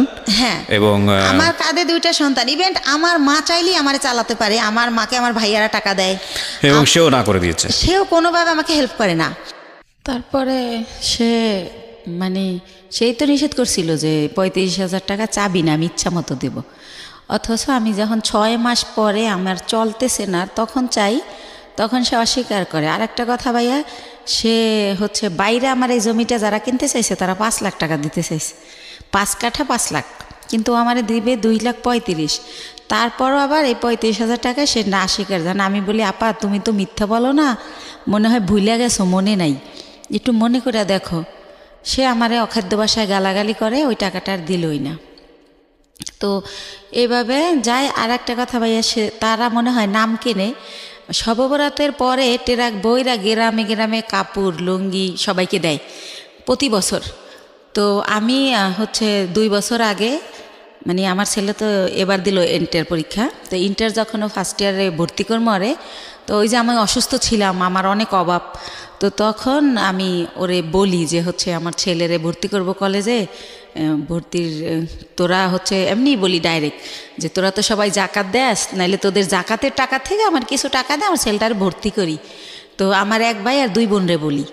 তো তারপর তারা আমার যেটা জানায় যে হাদিসে আছে যারা ব্লাড কালেকশনের এদেরকে জাকাত দিলে জাকাত কবুল হয় না। এটা আমার জানা মতে এটা একটা ভুল ইনফরমেশন। এটা তো ভুল, জি, এটা আমিও জানি এটা ভুল, কিন্তু তারা এটা বলে। যাই হোক, তারপরে আমি যেমনি হোক ছেলেকে ভর্তি করি। তো এভাবে আবার ভর্তি করার পর বই কেনা হয় না দেখে ছেলে কলেজে যায় না, ছোট বোনের বাসায় একটা অনুষ্ঠানে যায়, সেখানে আমার যে ইমিডিয়েট বোনটা ও আসে।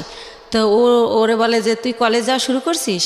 কয় না আম্মু তো এখন আমার বই কিনে দেয় না, এই জন্য যাই না, যাবো কয়েকদিন পরে। আম্মুর তো অনেক সমস্যা, কি যে করব, মনে হয় কি পড়াশোনার দরকার নেই, একটা জব নিয়ে নিই। তো আমি তো ছোট মানুষ, আমার জব দিব কে? আমার বোন উঠে বলে কি যে তোর মার এত সম্পদ আছে, তোদের কিসের অভাব, সম্পদ বেচা তোর পড়ালেখা কর, তুই বড় হলে চাকরি করবি। এত সম্পদ নাই ভাইয়া, মাত্র ওই যে বলছিলাম আপনারা যে 1 বিঘা জমি কিনছিলাম 45,000 টাকায়, ওইটা এখন হয়তো 15-20 লাখ টাকা দাম উঠছে বাইরে, কিন্তু আত্মীয়রা কিনলে আবার দিব আর দেখতাম। তো এছাড়া আর নাই। তো এটা বলে আমার ছেলে খুবই কষ্ট পায়। তারপর আমার বাসায় এসে বলে যে আমরা যদি না খাই মারাও যাই, বা তুমি যদি বিনা চিকিৎসায় মারা যাও, রাস্তায় আমি ভিক্ষা করব, কিন্তু তোমার পরিবারের কাছে আর কিছু বইল না। তোমার বোন আমাকে এই কথা বলছে। আমার ছেলে অনেক কষ্ট পাইয়া বলে। তখন আমি বলি থাক, এগুলো মনে থাকবে, তুমি যদি কখনো বড় হও মনে রাখবা যে কে কি করছিল। তো এইভাবে গেল। তো আমার এই আমার বোনদের অবস্থা। ইভেন্ট তারা কোরবানি দেয়, আমার বড় বোন এটা সবার জানা উচিত যে আসলে এরকম হয় না কি বোন বা ভাই বা পরিবার। আমার বড় বোন যেহেতু আমার বাবার দেশে অনেক জমি তার কেনা, সে কারণে সে কিছুদিন থাকে বরিশাল, কিছুদিন থাকে ঢাকায়ও তার বাড়ি। তো সে ঢাকায় একটা গরু কোরবানি দেয়, একটা দেয় হচ্ছে আমার বাবার বাড়িতে, একটা দেয় আমার গ্রামের এক কিনারে হচ্ছে একটা হাই স্কুলে বিলিয়ে দেয়। অথচ আমি আপন বোন, আমারই কিন্তু 2 কেজি গোশ দেয় না যে আমার বাচ্চারা কি খাবে। বা এই যে গ্রামে বইরা ট্রাক বইরা কাপড় দেয়, কোনো সময় বলে না 2000 টাকা দিলাম তোর 2 ছেলেরে 2টা শার্ট কিনে দিস, কখন এটা তারা করে না, এই হেল্পটু তারা করে না। আমার অনেক কষ্ট, তো এই জন্য তাদের কাছ থেকে আমি একেবারেই দূরে আছি, কথাবার্তা বলি না। আর একটা কথা বলি, 3 বছর আগে একবার ঈদে দেশে গেছি, তো লঞ্চ স্টিমারে আমরা আসি, তো ঈদের সময় খুব ভিড় থাকে, আর ওই সময় কেবিনে অনেক বেশি ভাড়া নেয়, তো একটু কমলে ভিড় আসবো। তা আমি শুনি আমার মা কাজের মেয়েকে বলে, আমার বাড়িতে সবাই কাজের মেয়েরা কাজ করে, আমার মা বোঝে নাই যে আমি পিছনে, কাজের মেয়েকে বলে একটু কষ্ট করে কর, কি করবি। আমি ভাবছি আসছে 2 দিনের জন্য, 15 দিন হয়ে গেছে এখনো যায় না, আল্লাহই জানে কবে যাবে। মানে আপনার মা এটা বলছে? আমার মা বলে আমি 2 ছেলেকে নিয়ে বেড়াতে গেছি সেজন্য, তো আমি যে ভিড়ের জন্য ছেলেকে নিয়ে রিক্স যদি লঞ্চ ডুবে যায় সেজন্য আসতেছি না। কিন্তু আমার মা কাজের মেয়েকে এই কথা বলে, আমি নিজের কানে শুনি। তো এইটা শোনার পরেই আমি বলি যে রওনা করি, যে আমি বাবা চলো আমরা এখন চলে যাব। তো আমার আব্বু বলে যে এখন তো লঞ্চের টাইমও না, স্টিমার টাইম নেই, কিসে যাবা? তো আমি বলি আমি বাসে যাবো। কয় বাসের টিকিট আগে কাটতে হয়। আমি কই হাইটে যাবো ঢাকা। তো যাই হোক আমার আব্বা আটকায় যে কাল সকালে যাও, তো পরের দিন আর কি ঢাকা চলে আসি। তো যাই হোক এইভাবে গেল। এখন যেটায় আসি সেটা হচ্ছে আমি তো তারপরে কি করব, আমার ওইভাবে আমি কিছু এনজিও থেকে ওই যে লোন দেয় আর কি, ওই এনজিও থেকে আশা বেরাক, ওইখান থেকে। এর মধ্যে আপনার হাজবেন্ডের সাথে কোনো যোগাযোগ নাই? একদম পুরো কোনো যোগাযোগ নেই। ওকে। বা সে যে তার যে বাচ্চা আছে তার খবরও সে নেয় না, কোনোভাবেই না। তো আমি লোন তুলে তো ব্যবসা শুরু করি, কসমেটিক্সের ব্যবসা ইন্ডিয়া থেকে আইনা দোকানে দোকানে দেই, কিছু লাভ থাকে, ভালোই থাকে, চলতে পারি বাচ্চাদের নিয়ে। তো এভাবে এই ব্যবসা করতে থাকি। তো একা একা মাসে একবার ছেলেকে নিয়ে যাই, একবার আমি একা যাই, যেহেতু ছেলে পড়াশোনা করে, ছেলের তো সবসময় নেওয়া যায় না। তো এভাবে চলতেছি ভাইয়া, লোন টোন তুলে ব্যবসা করতেছি। তো এর মাঝে আবার কি হয়, আমার অনেক আগে আমার পায়ে একটা প্রবলেম হয়েছিল, কেউ একজন আমাকে মেরে এই গিটটা লড়াই দিছিল পায়ের, তো তখন ভালো হয়ে গেছিলাম। তো সেটা হচ্ছে কে একজনকে আমি নামই বলি, ওই যে আমার ভাই, যখন আমি তার একটু গালাগালি করছিলাম যে আপনি আমার টাকা দিয়ে ফ্ল্যাট কিনছেন আর আমার এখন ভিক্ষা করতে হবে, আমার কিচ্ছু নাই, আমি বাচ্চাদের নিয়ে কোথায় দাঁড়াবো। তো তখন সে আমারে খুব বাজেভাবে বকে, তখন আমিও তারে একটু রাব বিহেভ করি, তখন সে আমারে মারে, আমারে চেহার দিয়ে বাড়ি দিতে নেয়, তখন আমি পড়ে গেলে আমার পাও ধরে মোচড় দেয়, তখন আমার এই গিটটা সরে যায়। তো তখন আমি অনেক কান্না করি, আমার ছেলে খুব চিৎকার করে কান্না করে, আমার ছেলেকে আমি এত আদর করি মানে কি বলবো, আর আমার ছেলে ওরকম। তখন বলে বাবা তোমার আম্মু নাটক করতেছে, অত ব্যথা পায় নাই। তখনও বলে না মামা আমার আম্মু সত্যি ব্যথা পাইছে, ও খুব কান্না করে। তারপর আমার সুমানা হসপিটালে নিয়ে গেলে ডক্টর জিজ্ঞেস করে এটা কিভাবে হলো, তখন আমারে মাপ চায়, দূরে থেকে হাত দিয়া যে বলিস না, মাপ চায়। তো তখন আমি কি বলবো, তখন আমি ব্যাপারটা না বলে তো ডক্টর বুঝবে না, তখন আমি বলি কি আমার হাজব্যান্ড আমাকে এভাবে মারছে, আসলে তো হাজব্যান্ড না, হাজব্যান্ডের সাথে আমার যোগাযোগই নেই। তো এইভাবে ওই ব্যথাটা ভাইয়া হঠাৎ করে, যেহেতু ইন্ডিয়া যাতায়াত তো জানেন অনেক ঘন্টা বাসে বসে থাকতে হয়, তো অনেক ঘন্টা বসে আবার আসতে হয়, সে কারণে কি না হঠাৎ করে আমার ওই বাম পাটা আবার প্রচণ্ড ব্যথা। তো আমার ছেলে আমাকে নিয়ে সরর দিতে গেল, ইয়াতে গেল, পঙ্গুতে গেল, তো তারা আবার রেফার করলো নিউরোলজি হসপিটালে। জি। তো নিউরোলজিতে আমাকে বললো এমআরআই করতে হবে। তো এমআরআই ওইখানে সরকারি এমআরআইতে ফি কম, কিন্তু 15 দিন পরে সিরিয়াল পরে। তো এই 15 দিন তো আমি সহ্য করতে পারবো না, আর আমি বেকার থাকলে আমার বাচ্চারা কি খাবে। তখন আমি বেসরকারি ইয়াতে পপুলারে যাই, ওই পপুলারে আমার থেকে 13,000 টাকা নেয় এই টেস্টটার জন্য। ওকে। তো এভাবে আমি টেস্টটা করার পরে তারা বলে যে আমার ওই যে পুরানা যে মোচড় দিছিল সেইখানটার একটা আঘাত আছে রগে, ওই কারণে আমার এই প্রবলেমটা হয়। তো বইলা দেয় যে আমার হচ্ছে একেবারে 6 মাস বেড রেস্ট, সোজা শুয়ে থাকতে হবে। আমি যদি সোজা শুয়ে না থাকি তাহলে আমার এই রগের প্রবলেম যাবে না। তো এভাবে ইঞ্জেকশন দেয়, ওষুধ দেয়, কমে না, বলার পর এইটা বলে। তা আমি এতদিন যদি শুয়ে থাকি আমার বাচ্চারা কি খাবে, আমি ঘর ভাড়া দেবো কি দিয়া। তো তখন আমার বাচ্চা সবাই কাছে এটা বলে যে আমার মার এই অবস্থা, খুবই কান্নাকাটি করে। তার বাবার নাম্বার জানি কার কাছ থেকে সংগ্রহ করে তারেও ফোন করে যে আম্মু এরকম হসপিটালে ভর্তি। তো কোনো জায়গা থেকে কেউই আসে না, আল্লাহর রহমতে কেউই হেল্প করে না। তো আমার পরিচিত যারা আর কি, যাদের সাথে একসাথে বিজনেস করতে যাই, ইন্ডিয়া যাই আসি, অনেকগুলো মহিলা, আমরা সবারই যার যার সংসারের প্রবলেম, তারা এটা করে থাকে। তো ওই সব আপারা আমারে বলে যে বাংলাদেশে তো তুমি সুস্থ হইতে অনেক টাইম লাগবে, আর তোমার বাচ্চারা খাবে কি, তোমার আমরা কোলে করে শোয়াই বাসে করে ইন্ডিয়া নিয়ে যাই, হয়তো বা ইন্ডিয়া গেলে ভালো হবা। তো একটু তো আমার চলার ক্ষমতা নাহলে আমি ইন্ডিয়া কীভাবে যাব। তার মধ্যে একটা কথা বলি ভাইয়া, আমারে যখন ওই পপুলারে ওই একটা মেশিন মানে টলিতে শোয়াই দেয়, তো 2 জন নার্স কেউ আমাকে হেল্প করলো না। আমার ছেলেকে বলে কি উঠাই দাও তোমার মাকে। তো আমার ছেলে তো আর অত বড় না, সে আমারে তাও কিভাবে জানে আল্লাহ জানে, ও আমারে কোলে করে শোয়াই দেয়। তো ওইভাবে আমার এমআরআই যখন শেষ, আমি বের হই, তখনও কোনো একটা নার্স আমাকে ধরে না, বলে এই তোমার আম্মুকে নামাও। তো আমার ছেলে আমাকে জায়গায় নামাইতে গিয়ে ছেড়ে দেয়, মানে আমার ভার বহন করতে পারে না। তখন ভাইয়া ব্যথার মধ্যে আরও ব্যথা পাই। তো এত চিৎকার করতে থাকি, তখন ছেলে নিজের অপরাধী ভাবে যে আম্মু আমি তো আর ব্যথা দিলাম। তো নরে ঠান্ডা করার জন্য আমি বলি না কিছু হয় নাই, এমনি তো আমার ব্যথা তো এমনিই করে, তোমার জন্য না। তো ও আবার আমার সরর দিতে নিয়ে যায়। নিয়ে গেলে কি হয়, ওখানে ইমার্জেন্সিতে একটা সাথে সাথে হাড়ের মধ্যে ইঞ্জেকশন দেয়। ওই ইঞ্জেকশনটা দিলে ব্যথাটা একটু কমে, ওটা ও জানে, কয়েকবার নেছে। তো ও আমার আর ওই থেকে পপুলার থেকে বাসায় না নিয়ে যায় সরর দিতে। ওকে।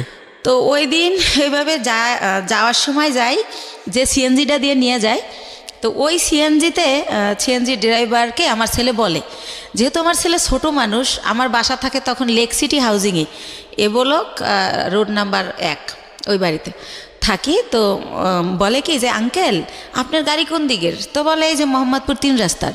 তো বলে কি যে আম্মুরে তো প্রতিদিন সন্ধ্যায় ইঞ্জেকশন দিতে নিয়ে যেতে হয়, নিউরোলজিতে অথবা সরার দিতে, প্রতিদিনই মানে কয়েক ঘন্টা পরে জানি আমার ব্যথাটা বেড়ে যায়, আমার এটা মনে নাই। তখন বলে যে আপনি যদি নাম্বার দিয়ে যেতেন, ফোন দিলে আপনি এসে একটু নিয়ে যেতেন আমাদের, নাইলে আমি আম্মুরে রাইখা গাড়ি আনতে যাই, ড্রাইভাররা ভিতরে আসতে চায় না। তো এইভাবে ওই আমার ছেলে এই নাম্বারটা নেয় ওই ড্রাইভারের। তো তারপরে পরের দিন হচ্ছে আমার নিউরোলজিতে ওই যে রিপোর্ট নিয়ে যেতে হবে এমআরআইয়ের, যে আমার কী পজিশন দেখাইতে। তো উনি ফোন করে, আমার ছেলে আসে, তো যাই। তো গেলে কি হয়েছে, সরকারি তো সিরিয়াল থাকবেই। তো আমার ছেলে বলে আঙ্কেল আপনি কি একটু ওয়েট করে আমাদের নিয়ে যাবেন আবার বাসায়? ঠিক আছে বাবা নিয়ে যাব। তো উনি বসে, তো দেখি আধা ঘন্টা, তারপর আমার সামনে আরও 5 জন। তো আমি ফোন দিয়ে বলি যে ভাইয়া আপনি চলে যান, আমার অনেক লেট হবে। তো উনি বলে যে না আমি বসি, আপনি আবার পরে সিএনজি কোথায় পাবেন, তাছাড়া তো আমি আপনার সবসময় নিই, উনি ইচ্ছা করেই থাকে। তারপরে হচ্ছে এই লোকটা কি করে যে বসে থাকে। তো আমার যখন সব কাজ শেষ আমি আসি, তো আমি তো হুইল চেয়ারে থাকি, তখন আমি পায়ে হাঁটতে পারি না ভাইয়া, হুইল চেয়ারে আসি ওই গাড়ি পর্যন্ত। এখন ওই গাড়ি পর্যন্ত হুইল চেয়ার নামানো যাবে না, সিঁড়ি। তো সেজন্য আমার ছেলে তো আমার কোলে করেও নিতে পারতেছে না। তো আমার ছেলে বললো আঙ্কেল আপনি একটু আমার আম্মুর এক সাইড দিয়ে হাত ধরেন, আমি এক সাইড দিয়ে ধরি। তো এইভাবে আমার নিল। তা আমার বাসায় যখন নামাই দিল, আমি চিন্তা করলাম লোকটা প্রায় 1-1.5 ঘন্টা বসে আসিল। তো উনি তো এতক্ষণে অনেক টাকা মারতে পারতো। এমনি আমার যাতায়াত ভাড়া হয় 400 টাকা নিউরোলজি থেকে আমার বাসা যেহেতু মোহাম্মদপুরে। তো আমি ওনার একটা 1000 টাকার নোট দেই। তখন উনি বলে আপা আমার কাছে ভাঙতি নেই, আমি প্রথম আপনাকে নিছি। জি। তো আমি বলি ভাইয়া ভাঙতি লাগবে না, পুরাটাই আপনাকে দিছি, আপনি তো অনেকক্ষণ বসেছিলেন। তারপর বলে থ্যাংক ইউ আপা, আসলে আপা আপনার মন অনেক ভালো, আমি যদি নিজের গাড়ি হতো আপনার ভাড়াই নিতাম না, এটা বলে উনি চলে যায়। তো তারপরে যেহেতু আমার ডাক্তার বলে যে যতদিন অসহ্য ব্যথা না কমে প্রতিদিন সন্ধ্যায় ইঞ্জেকশন দিতে হবে, তো সে কারণে প্রতিদিন সন্ধ্যায় উনি এসে আমার নিয়ে যায়, এই সিএনজিওয়ালা। এর মধ্যে ভাইয়া বলে রাখি আমার ছেলের হচ্ছে ইন্টারের টেস্ট পরীক্ষা। তো সে কারণে কি হয়, ছেলের যে টাইমে আমি আর ইঞ্জেকশন দিতে যাই ওই টাইমে ছেলের স্যার আসে। তো ছেলে উঠাই দেয় যে আঙ্কেল তো দিয়েই যাবে, যেহেতু আঙ্কেল বাসা চেনে। তো এইভাবে উনি আমার নিয়ে যায় বিনামূল্যে ভাড়া দেই।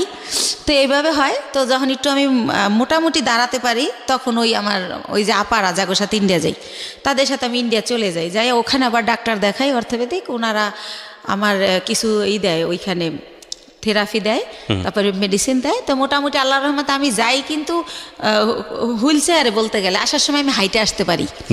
এভাবে আমি ভালোভাবে বাসায় আসি। তো উনি এখন তার আমি ইঞ্জেকশন দিতে যাই না, কিন্তু উনি এমনি ফোন দেয়, আপা কেমন আছেন, কই কী করেন, এরকম ফোন টোন দিতে থাকে। তো আমার যেহেতু অনেক ওইখান থেকে আমার মাল নিয়ে আসতে হয়, সেই মালগুলো আমার ভাইয়া মার্কেটে পৌঁছাতে হয়। জি। পলোয়ালে, আপনার খদ্দর বাজার, এনএসকো টাওয়ার। কি ধরনের প্রোডাক্ট নিয়ে আসতেন? শ্যাম্পু, সেন্ট, সোনো, এগুলো দিয়ে আপনার সংসার চলতো, মানে এই বিজনেস করেই? জি জি জি, এইটা দিয়েই আমি চলি। তারপরে ভাইয়া ওই মালগুলো তো আবার পৌঁছাতে হয়, তো ওনারই আমি ফোন দেই ইন্ডিয়া থেকে এসে ওই মাল দেওয়ার জন্য। তো তারপরে এইভাবে ওনার গাড়িতেই এই মার্কেটেটা দেই, উনি ওয়েট করে, আবার ওই মার্কেটে যাই, উনি ওয়েট করে। তো এইভাবে পরবর্তীতে যখন আবার আমি ইন্ডিয়া যাই, তো যেহেতু ওখানে যাওয়ার পর ওই যে পায়েরটা যে আগের বার দেখাই আসলাম, তো ডক্টর বলে যে হচ্ছে কি ওই ওখানকার ডক্টরদের ব্যবহার এত সুন্দর, তো আমার এই মা করে কথা বলে যে মা আপনার কি এখন কি অবস্থা, কি জানতে চাই বলি। তারপর বলে মা আপনি 3টা দিন এবার এখানে থাকেন, 3 দিন যদি আপনার থেরাপিটা দেওয়া হয় এখানে, তাহলে আপনি 100% সুস্থ হয়ে যাবেন। আর যেহেতু আমি বলছি যে আমি এই কাজ করে খাই, তো যেহেতু আপনি একটা কাজ করে খান, তাহলে আপনি লেন্থি নেওয়ার দরকার নেই। তো সে কারণে আমি ওই থেরাপির জন্য 3 দিন যে থাকবো, সেই 3 দিন আবার আজকাল সেরকম না ভাইয়া, গ্যাপ দিয়ে। তো এভাবে আমার প্রায় 10-11 দিন ভারতে থাকতে হয়। আচ্ছা। তো 10-11 দিন পরে যখন আমি বাংলাদেশে আসি, বাংলাদেশে ঢোকার সাথে সাথে ওনার খালি ওই মিস কল অ্যালার্টে ওনার নাম্বার, মানে যে ওনার নাম হাসান। আচ্ছা আচ্ছা, সিনজিওয়ালা ভদ্রলোকের নাম হচ্ছে হাসান। হাসান, হ্যাঁ। তো উনি হচ্ছে এত আসতেছে ওনার মেসেজ, তো আমি আবার ভাইয়া বাসে উঠলে মাথা ঘোরে একটু, সেজন্য ফোনও ইউজ করি না, খুব জরুরি ছাড়া হ্যালো বলি না, ফোন থুয়ে দেবে আগে।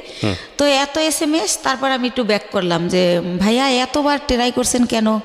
তো বললো আপনি কোথায় ছিলেন, মানে সে বলতে স্যার চিৎকার করে কাঁদতেছে, 11 দিন হয়ে গেছে আপনার কোনো খোঁজ নাই, আপনি কি মানুষ, আপনি এরকম পারলেন কি করে? এই সে উনি ওনার মতো বলেই যাচ্ছে ননস্টপ। তো আমি বলি যে ভাইয়া আমি তো ভাবছিলাম 2 দিন পর আসবো, কিন্তু আমার অসুস্থতার কারণে আমার 11 দিন লাগছে। তো হ্যাঁ, উনি বলতেছে আর কাঁদতেছে, ওনার নাকি অনেক কষ্ট হচ্ছিল, উনি খুব মিস করছিল, উনি আমার বাসার সামনে যে ঘুরে আসতো, এভাবে বলতেছে। আমি অবাক হলাম যে ওনার সাথে তো আমার ওরকম কিছু না, জাস্ট কয়েকদিন ওনার গাড়িতে চড়ছি, এই তো। তো উনি এরকম কেন করলো বুঝলাম না, আমি নিজে নিজে গাড়িতে বসে এটা করতেছি। তারপর ওই আপাদের আমার পাশে সাজেদ আপা বসা, ওনারে শেয়ার করলাম যে আপা এরকম। তা আপা বললো ওই লোকটা তোমারে ভালোবাসে। তাই বলি কি যে আমার যে 2 ছেলে, আমার যত ভালোবাসা তো ছেলেদের, আর আমি ছেলে ছাড়া জীবনে কিছু ভাবি না। দেখেন আজকে 8 বছর ওর বাবার সাথে আমার কোনো যোগাযোগ নাই, তারপরেও কিন্তু আমি এই ছেলেদের নিয়ে আসি। আর এখন তো ধরতে গেলে বুড়াই হয়ে গেছি, এখন আর ভালোবাসা টাসার কোনো দাম নাই, এরকম মনে হয় এমনি বলে বা কিছু একটা। আপার সাথে এইভাবেই কথা হলো। তারপরে পরের দিন অ্যাজ ইউজুয়াল ওই যে আমার তো মাল দিতে যেতে হবে, আমি যেদিন আসি তার পরের দিনই মাল না দিলে তো আমার টাকা দিবে না। তো উনি তো জানি যে পরের দিন আসতে হবে, উনি সকালে গাড়ি নিয়ে আসে। তো আমি বলি ভাইয়া আমার খুবই টায়ার্ড লাগতেছে, আপনি আমার দোকানগুলো তো চেনেন, স্লিপগুলো আমি দিয়ে দেই, আপনি মালগুলো দিয়ে আসেন, আপনার যা ভাড়া হয় আমি দিয়ে দেবো। আর আমি লগে গেল ভাইয়া মালগুলো উনিই ক্যারি করে, উনি উঠাই দেয়, আমি আবার লেবার ওই শোরুমে ফোন দিলে ওরা লেবার পাঠায়, তো তাদের সাথে সাথে উনি ক্যারি করে। তো আমি কই আপনি ফোন দিলে আপনি একটা করে ফোন দিবেন, লেবার নামবে, এভাবে দিয়ে আসবেন। তো বলে আচ্ছা। তো এইভাবে উনি আমার মালগুলো দেয়। তো আমি আবার টেনশন করি যে আমি তো জীবনভর বিশ্বাস করে ঠকলাম, একজনকে বিশ্বাস করলাম, সে আমার নিজে বললো যে আমার 60 লাখ টাকা পুঁজি, সেইটা নাই, উদয় হয়ে গেল। আবার এখন আবার আমার এই কয়টা টাকা লয়ে যদি ফলাই যায় আমি কি করবো, এভাবে টেনশন করতেছি। কিন্তু আবার প্রতিটা মালিককে আমি বলে রাখছি যে আমার লোক গেছে ওই সিএনজিওয়ালা, তো মালটা দেওয়ার পর আমারে জানাবেন পুরো মাল বুঝাই দিছে কিনা স্লিপের। তো ওরা আবার আমারে একটু পরপর ফোন দিয়ে জানাচ্ছে প্রত্যেকটা কোম্পানি যে হ্যাঁ আপা মাল পাইছি। তখন ভাবলাম যেহেতু মাল পুরা দিছে তাইলে টাকাও আমারে দিবে। তো ঠিক উনি বাসায় আবার আইসা আমার টাকা দিয়ে দেয়। তো এইভাবে টাকা দিয়ে দেওয়ার পরে একদিন উনি বলে যে আপা আমি আপনার সাথে কিছু কথা বলবো, আপনার বাসায় আসতে পারি? তখন আমি বলি কোন ব্যাপারে ভাইয়া? বলে আমি একটা প্রবলেমে পড়ছি, এটা আপনার সাথে শেয়ার করবো। তা আমি বললাম আচ্ছা ঠিক আছে আসেন। উনি তো আমার বাসা চিনেই। তো উনি আইসা আমার ড্রয়িং রুমে সোফায় বসে। তো আমি তো ওই পার ব্যথার জন্য ডক্টর বলছে যতটা পারি শুয়ে থাকার, তো আমি ওই পা লম্বা করে কোনো রকম বসি। তো ওনারে আমি বলি যে হ্যাঁ ভাইয়া বলেন, আর নাস্তা দিতে বলি, আমি অসুস্থর কারণে আমার বাসায় আবার একটা কাজের লোক রাখি, যে কিছুই তো করতে পারি না পাওয়ার জন্য, তো তারে নাস্তা দিতে বলি। তখন সে বলে যে ওরে যেতে বলেন, ওর সামনে বলা যাবে না। তো তখন আমি ভাবলাম ওরে যেতে বলবো, তো কাজ করে তারপর যাবে। তখন আমি বললাম ঠিক আছে তাহলে আপনি আমার বেডরুমে আসেন। তো উনি আমার রুমেই যায়। তারপরে বলে যে আপা এরকম আমার, ও আবার থাকতো আর বোনের বাসায় মোহাম্মদপুরে। আচ্ছা। আর বলে রাখি ওর বোন জামাই হচ্ছে একটা গভর্নমেন্ট জব করতো সমাজ কল্যাণ অধিদপ্তরে, ঘুষ নেছে, সে কারণে ওনার জবটা চলে যায়। তারপরে সে কি করে, তার কাজ হচ্ছে মানুষের জব দেবে বলে টাকা নেয় 8 লাখ 10 লাখ, যে গভর্নমেন্ট জব দেবো আমি, গভর্নমেন্টের অমুক সচিব, মিথ্যাচার করে। তো এইভাবে উনি বিভিন্ন লোকের থেকে টাকা আনে। তো এইভাবে ওই হাসান ওনাকে কয়েকজন লোকের থেকে টাকা এনে দেয়। তাই এখন উনি জবও দেয় না, টাকাও দেয় না, তারা হাসানকে খুব টর্চার করে, গ্যাঞ্জাম করে। তো এটার পরে কি করছে, হাসানের বোন আবার জব হয়েছে একটা পরিকল্পনায়, সে গেছে খুলনাতে। তো বোনের বাসা খালি, এ শুনেও আবার ওই খালি বাসায় আসে, আইসা থাইকে সিএনজি চালায়। এটা আমি আগেই জানতাম, আমার কথায় কথায় বলছিল। তো ওই দিন যেটা নতুন বলে সেটা হচ্ছে যে ওরে নাকি ওর 2টা ফ্রেন্ড নিচে এসে ফোন দেয় যে তোর বাসা তো খালি, তোর বাসায় কি একটু আসা যাবে? তো উনি আমার যেটা বলছে, তা ওনারা বলে যে হ্যাঁ, ও বলে যে হ্যাঁ আয়, সমস্যা নেই। তো উনি যখন গেট খোলে, ওনারা থাকে 4 তলায়, তখন দেখে 3টা ছেলে সাথে একটা মেয়ে। তখন বলে মেয়েটাকে, কয় আমাদের ফ্রেন্ড। কয় তোরা মেয়ে নিয়ে আসছিস কেন? তোরাতে কেউ দেখলে, দারণ টারণ দেখলে আমার বোন জামাইকে বলে দেবে আমার অবস্থা খারাপ। তো বলে না, তোরাতে কেউ দেখবে না, আমরা আবার আধা ঘন্টা পর চলে যাব। তো তারপরে নাকি তারা ওই সময় ওই ইয়াবা নাকি বাবা কি জানি বলে, ওইটা খায়। জি। ওইটা খায় ওই যে 3টা ছেলে আর 4 ছেলে আর ওই মেয়ে। তো ও নাকি জীবনে এটা কোনো দিন খায় নাই। ওই দিন ফার্স্ট ওই মেয়েটা ওরে জোর করে খাওয়ায় যে আমি মেয়ে মানুষ খাই, তুমি ছেলে কেন খেতে পারবে না। তারপরে খায়, ওরেও খাওয়ায়। ওইভাবে নাকি ভিডিও করে, ছবি তোলে। ইভেন্ট ভাইয়া ও যেটা বলেছে, এটা খাওয়ার পরে নাকি ওরা ফিজিক্যালি রিলেশন করে। কে বলেছে এটা? এটা হাসান বলেছে আমাকে। ওকে। ওই মেয়েটা নাকি ওরেও বাধ্য করে। ও আবার ইসলামিক মাইন্ডের কথাবার্তা বলতো, আমিও জানি ও ইসলামিক, কিন্তু ও বলে যে ওই মেয়েটা আমাকে জোর করে এটা করে, আমি তো জীবনে এটা প্রথম খাই, আমার হুঁশ থাকে না সে কারণে। ওকে। তো তখন ওইগুলো এখন ওই মেয়েটা ছবি আর ভিডিও করে রাখছে, এখন আমাকে ব্ল্যাকমেল করে যে ওইগুলো পেপারে দিয়ে দিবে। মেয়েটা ব্ল্যাকমেল করে, এই ঘটনা এসে আপনাকে হাসান বলছে? হাসান বলতেছে। ওই মেয়েটার নাম শানু। তো এটাও বলে। তো বলার পরে আমি বলি ব্ল্যাকমেল কীভাবে করে? কয় দেখেন আমি কষ্ট করে গাড়ি চালাই, সন্ধ্যার পর স্ট্যান্ডে এসে আমার টাকাগুলোও নিয়ে যায়, আর যদি না দিতে চাই তাইলেই বলে যে যদি না দাস তাহলে কিন্তু ফাঁস করে দেবো, তাহলে কিন্তু পেপারে দিয়ে দেবো। তা আমি বলি আপনি, তা আমাকে দিলে আপনার কী প্রবলেম হবে সেটা বলেন। কয় প্রবলেম হবে, আমি বাবা আমার একমাত্র ছেলে, আমার বাবা মা মরেই যাবে, আমার বাবা অপারেশন হয়েছে কয়েকদিন আগে, আমার মা হাই প্রেশারের রুগী। তো আমি বলি আপনি বাবা মার সাথে শেয়ার করেন বিষয়টা, যে আমি এরকম পরিস্থিতির শিকার, শেয়ার করলে তারাই আপনার ভালো বুদ্ধি দিতে পারবে আমার চেয়ে। রাইট। তারপর বলেন না এটা তো বলাই যাবে না, আমার মা শুনলে স্টক করবে, সে এরকম। তো আমি বলি কী করবো আমি? তো আমি ওনারে বুদ্ধি দেই যে আপনি এখন থেকে আর টাকাও দিয়েন না, আর ওইখানে যাইন না, কয়দিন গাড়িও চালাইন না, যাতে ছেলে মেয়েটা আপনার খুঁজে না পায়। তো আমি কই ঠিক আছে, অনেক চিন্তা ভাবনা করে যে আপনি মেয়েটার নাম্বার দেন। তো মেয়েটার সাথে আমি কথা বলি, ভয়টায় দেখাই যে আমি হচ্ছে ইয়াতে চাকরি করি, পুলিশ ডিপার্টমেন্টে। হ্যাঁ, তুমি এটা করো, এমনি তো ইয়াবা খাও তো আইনত নিষিদ্ধ, তারপর তুমি মেয়ে মানুষ, তারপর যেহেতু তুমি খাও তাহলে তুমি এটা ব্যবসাও করো, তোমার জেল হয়ে যাবে, এটা এইসব কই ওরে ভয় দেখাই আর কি, যাতে করে ওরেও ব্ল্যাকমেল না করে ওর কারণে। তো আবার একটু পরপর ফোন দেয়, আপা শানুরে ফোন দিছিলেন, আপা কি বলছে, এরকম বলতে বলতে তো ওই রিলেটেড হইতে গিয়ে ওর সাথে আরও বেশি কথা হয়ে যায়। তো একটা সময় সে হচ্ছে বলে যে দেখেন ও যেভাবে পারে ও আমার বিয়ে করবে যে কোনো জায়গায় ধইরা, কিন্তু দেখেন এরকম একটা মেয়েকে কি বিয়ে করা যায়, যাকে নিজের চোখে দেখছি যে অন্য ছেলেদের সাথে এরকম করছে, এটা তো বিয়ে করা যায় না। তা আমি যদি কারো বিয়ে করি তাহলে ও আমার ছেড়ে দেবে, জানবে আমার বউ আছে, আমাকে আর ডিস্টার্ব করবে না। তা আমি বলি তা আপনার বাবা মা এখন কোথায়? কয় ওনারা তো দেশে, কয়দিন পর ঢাকায় আসবে, আমি আসলে বলবেন জানি আপনার বিয়ে করাই দেয়। তো এইভাবে গেল। উনি কি বলছে ওনার ফ্যামিলিতে আমি জানি না। ওনার বোন আমাকে ফোন দেয়, দিয়ে পরিচয় দেয় আমি হাসানের বোন। ওনার মা আমাকে ফোন দেয়, ওনার বোন জামাই আমাকে ফোন দেয়। তো এইভাবে কথা বলে সবাই, বলতে বলতে আমাকে সবাই দেখতে চায়।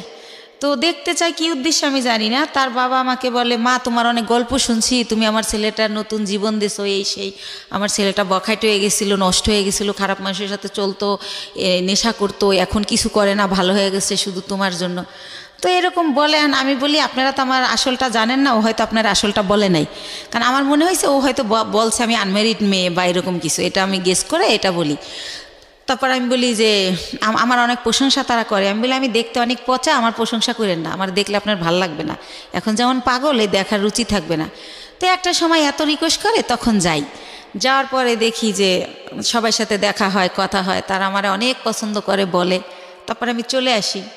আসার পরে পরের দিন ওর মা আমাকে ফোন দিয়ে বলে যে আমার ছেলে তো তোমাকে পছন্দ করে, বিয়ে করতে চায়। ওকে, এটা ওর মা যখন বলে আমি ভাইয়া একদম কি বলে গাছে থেকে পড়ি যে কি বলে এটা। তখন আমি বলি যে ওর মারে আবার আমি মাই বলি যখন ওদের বাসায় যাই, যেহেতু ও বলে পরিচয় দেশে বন্টন করে। তো বলি যে মা আপনি এটা কী বলেন, আমি হচ্ছে আমার বেবি আছে, আমি বিবাহিত। আমি ওর কিন্তু 2টা বিয়ে, এটা আমি আগে জানতাম না, এটা আমি পরে বের হয়েছে আমার বিয়ের পরে। আর আপনার ছেলে তো আনমেরিড, আপনি একটা আনমেরিড মেয়ে বিয়ে করাবেন, আমাকে কেন?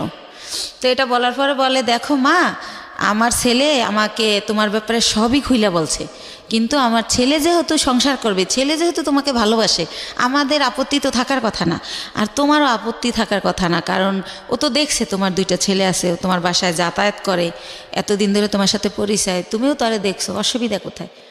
তো এরকম করতে করতে আমি রাজি হই না, কিন্তু সে ওই গানই বাজায় যে আমার কাছে হাজারো বার ফোন দেয়, আমি কই কী করি, কী খাইছি, তাই ঘুমাইছি কিনা, তো নাস্তা করছি কিনা, এভাবে ফোন দিতে থাকে। তার মধ্যে আমি আবার ইন্ডিয়া চলে যাই, সে আবার ওরকম তোমার পাশে কে বসছে, ছেলে মানুষ বসছে না মেয়ে মানুষ বসছে, এরকম মানে এভাবেই করে। তো হোটেলে বিয়েটা করলেন না করার আগে অবস্থা?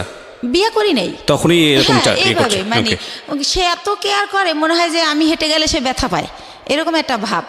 হ্যাঁ, তারপরে হচ্ছে টিকিট কাটছি, গাড়ি 2:30টায় ছাড়বে, হয়তো বা 1:15 টিকিট কাটলাম, তো খেতে গেলে তো আর গাড়ি ফেল করব, তো টিকিট কাটছি, ফোন দিতেই থাকতো। তো বলতাম যে খাওয়ার টাইম নেই, হচ্ছে জুস কিনে উঠছি, তো বলতো ইয়ারে সুপারভাইজারে বলো 10 মিনিট লেট করতে, খাইয়া গাড়িতে ওঠো, না খাই উঠবা কেন, ঢাকা আসতে রাত 12টা বাজবে।